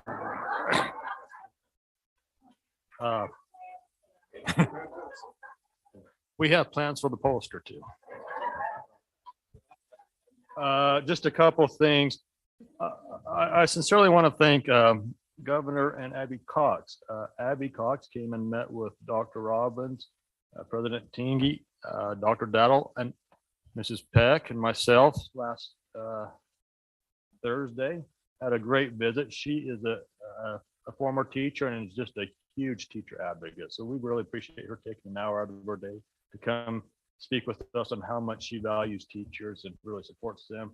And also want to thank the governor. He spoke at the JLC. So somehow our past president of USBA got him there and he gave a fantastic job. His number one goal, his number one worry in the state, if I can say, and please correct me if I'm wrong, those who were there, is not water or anything. It's our teacher morale right now. And so we know that he's very concerned about this legislative session. So I just appreciate him taking the time out of his schedule to speak with the JLC, and just appreciate everybody with the legislature that's going on, especially with getting HB 331 voted down and some of these other bills, and also grateful for the good things that have come out of the session so far. So big thank you to our team, Charlie and Susan, and everybody else who's participated. And that's all I have. Thanks. Thank you. Okay, board members, do you have comments? Let's see, I think we started there last time. We'll start on this end. And put down. Well, I want to express my gratitude. I was thinking tonight as some of these great discussions were happening, that one of the most vital things we can do as a board and as in any leadership position is to make sure we're listening. And I think that sometimes having that listening ear is a lot more important than what we say. And I just have a lot of gratitude this evening as I think about 13 months ago, our board met in a roundtable discussion and just brainstormed of different ideas and things that we would like to see happen in the district. And then we had this strategic plan initiative, and we did surveys and focus groups, and we had parents and teachers and administrations and some of our cabinet and our department chairs in these really amazing working groups where there was so much synergy. And I really appreciated the time I spent with McKay and Wendy, and really enjoyed that. And I think tonight feels to me like such a successful evening, seeing that strategic plan come to fruition and being able to better support our students and our staff. And I really feel that we did accomplish both of those things.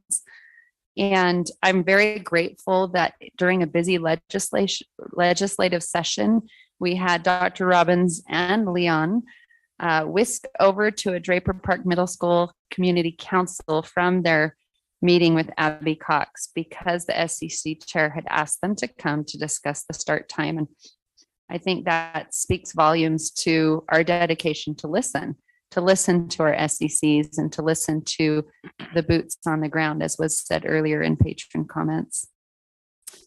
And I'm grateful for that. And I am so grateful to my fellow board members that as we discuss things that listened, and we're also thinking about how we can make positive changes that can make a difference in the lives of our students and our teachers in our schools.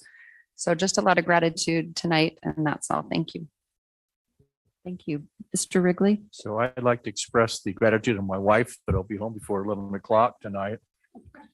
I know that will be very well received.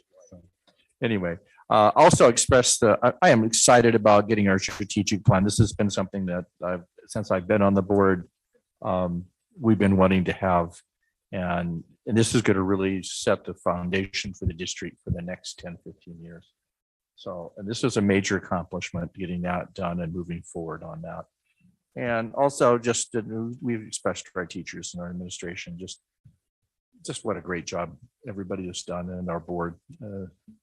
We've been pulled together as a team, and also to our families. Our families have been, my gosh, have they supported us this year. It's been a hard year for everybody, and we know that. I know I have people call me on the phone and they'll sit there and they'll complain and make all kinds of things. And at the very end, they say, thank you so much for listening. It wasn't personal. And I go, I know, you're just mad. You're just upset. And that happens all the time. And especially now at this period of time. So thank you to all of our patrons and our support. It's been a team effort on getting through this. And hopefully we won't have to do it again. Thank you. Mrs. Oakes? Thanks. I want to echo some of what was said earlier to Rick. I should have included you in my appreciation with regard to everything that happened during COVID. You've worked your guts out and you've really benefited and helped us. And I never felt insecure about who was at the helm. I always felt like we were going to be okay. And in part because you did such a solid job leading us through such an awful storm. So thank you. The other thing I'd like to say, I mean, I've already talked a little bit about some of what's been going on with the legislature, but while I don't think that she personally appreciates me saying anything, I'm going to say this because I think our community needs to know it. The woman who sits to my right is also an incredible leader. I have very rarely worked with anyone who has such a profoundly detailed eye and picks up on things that most people who have read through something multiple times, she still sees. She spends countless hours beyond, I think, what any of us have any idea, using a fine-tooth comb to pick up on things that make a huge difference. And I have seen it over and over again. It takes, Amber is saying, because she knows after serving on board leadership with her, right? This is who Nancy is, and she does it quietly and she does it unselfishly. On Sunday, when we were going back and forth on the language on that statement regarding the voucher bill that we felt was so important to get out, she took the lion's share of her Sunday to do that. She doesn't ever complain. She doesn't ever ask for recognition or notoriety. You're the ultimate servant leader. And I think equally, had we had anyone else at the helm, I wouldn't have felt as confident in our ability to get through that storm. So I want to thank you and thank your husband and your family for the profound sacrifice that they've made in our behalf, and especially in the midst of you losing a parent. So I just hope this community appreciates who Nancy T is, because she's a huge reason why so much gets done in this district and why a lot happened up as positively as it did at the legislature. So thank you. So I don't like following Amanda because I never cry. I cry maybe once every 5 years anyway. And she and Clarine cry like every meeting. I can't. Anyway, I just want to start by thanking people too. I really do appreciate Superintendent Robbins. He started at such a difficult time and really has been an incredible leader. And I mean, there were times where I was really worried about him because he had really dark circles under his eyes. Anyway, I just know he's worked so hard. And Nancy, I just have to echo what Amanda said. And Nancy is incredible. I think she works literally like 100-hour weeks. And she does not, she never takes credit, but she is amazing. And yes, she's like always level-headed. She will pick up the smallest detail. And anyway, she needs to stay on the board for a long time. Anyway, and then also, I just want to say I'm really excited also about the strategic plan. And it is going to be great, I know. And I want to say thank you so much to the committee that worked on that, because I know that was hours out of a holiday weekend. And I know I personally could not do that, so I just really appreciate the time that was spent, and I think it's in a really good place, so thank you. Thank you. Mr. Milliberg? You know, Steve, would you give my apologies to your wife? You have no idea how much I have to say tonight. You may not make it home before 11.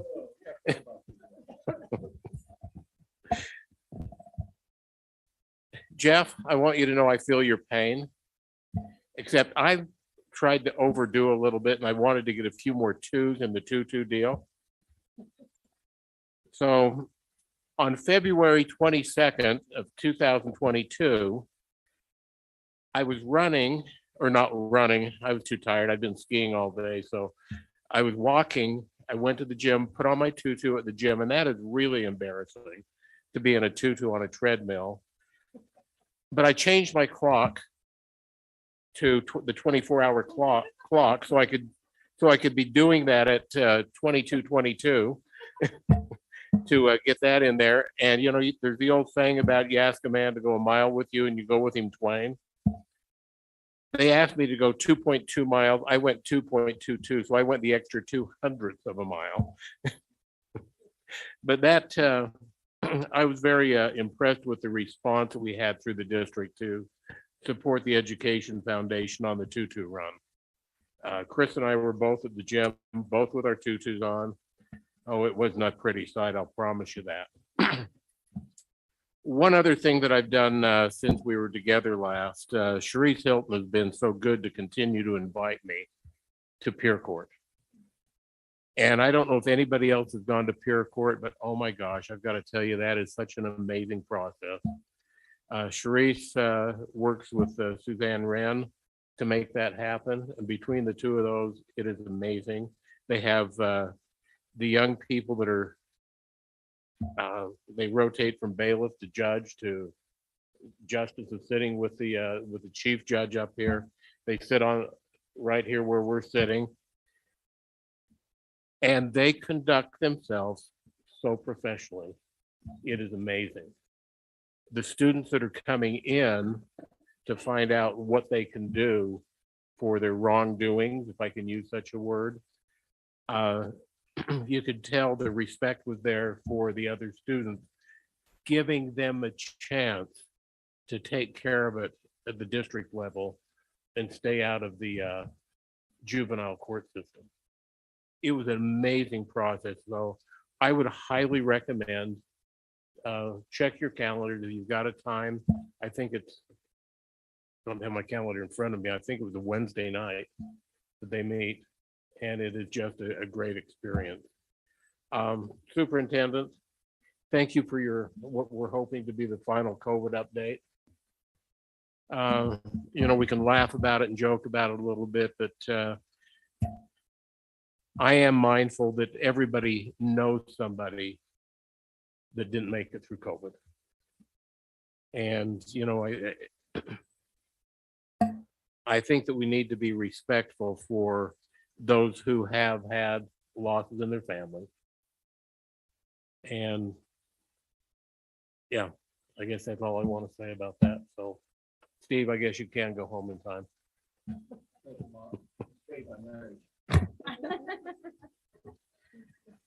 Oh, thank you all. Thank you for a great meeting, and I share the excitement about the strategic plan and look forward to all of those, like we've referred to before, all of those airplanes that are lined up on the runway that we really want to start working on.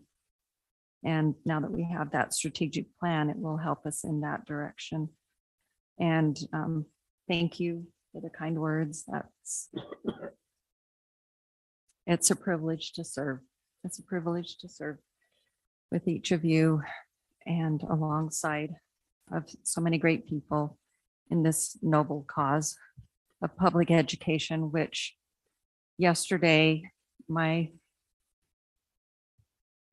faith in the people of Utah was restored because they expressed through their elected representatives the faith in public education in Utah. And I am very grateful for that.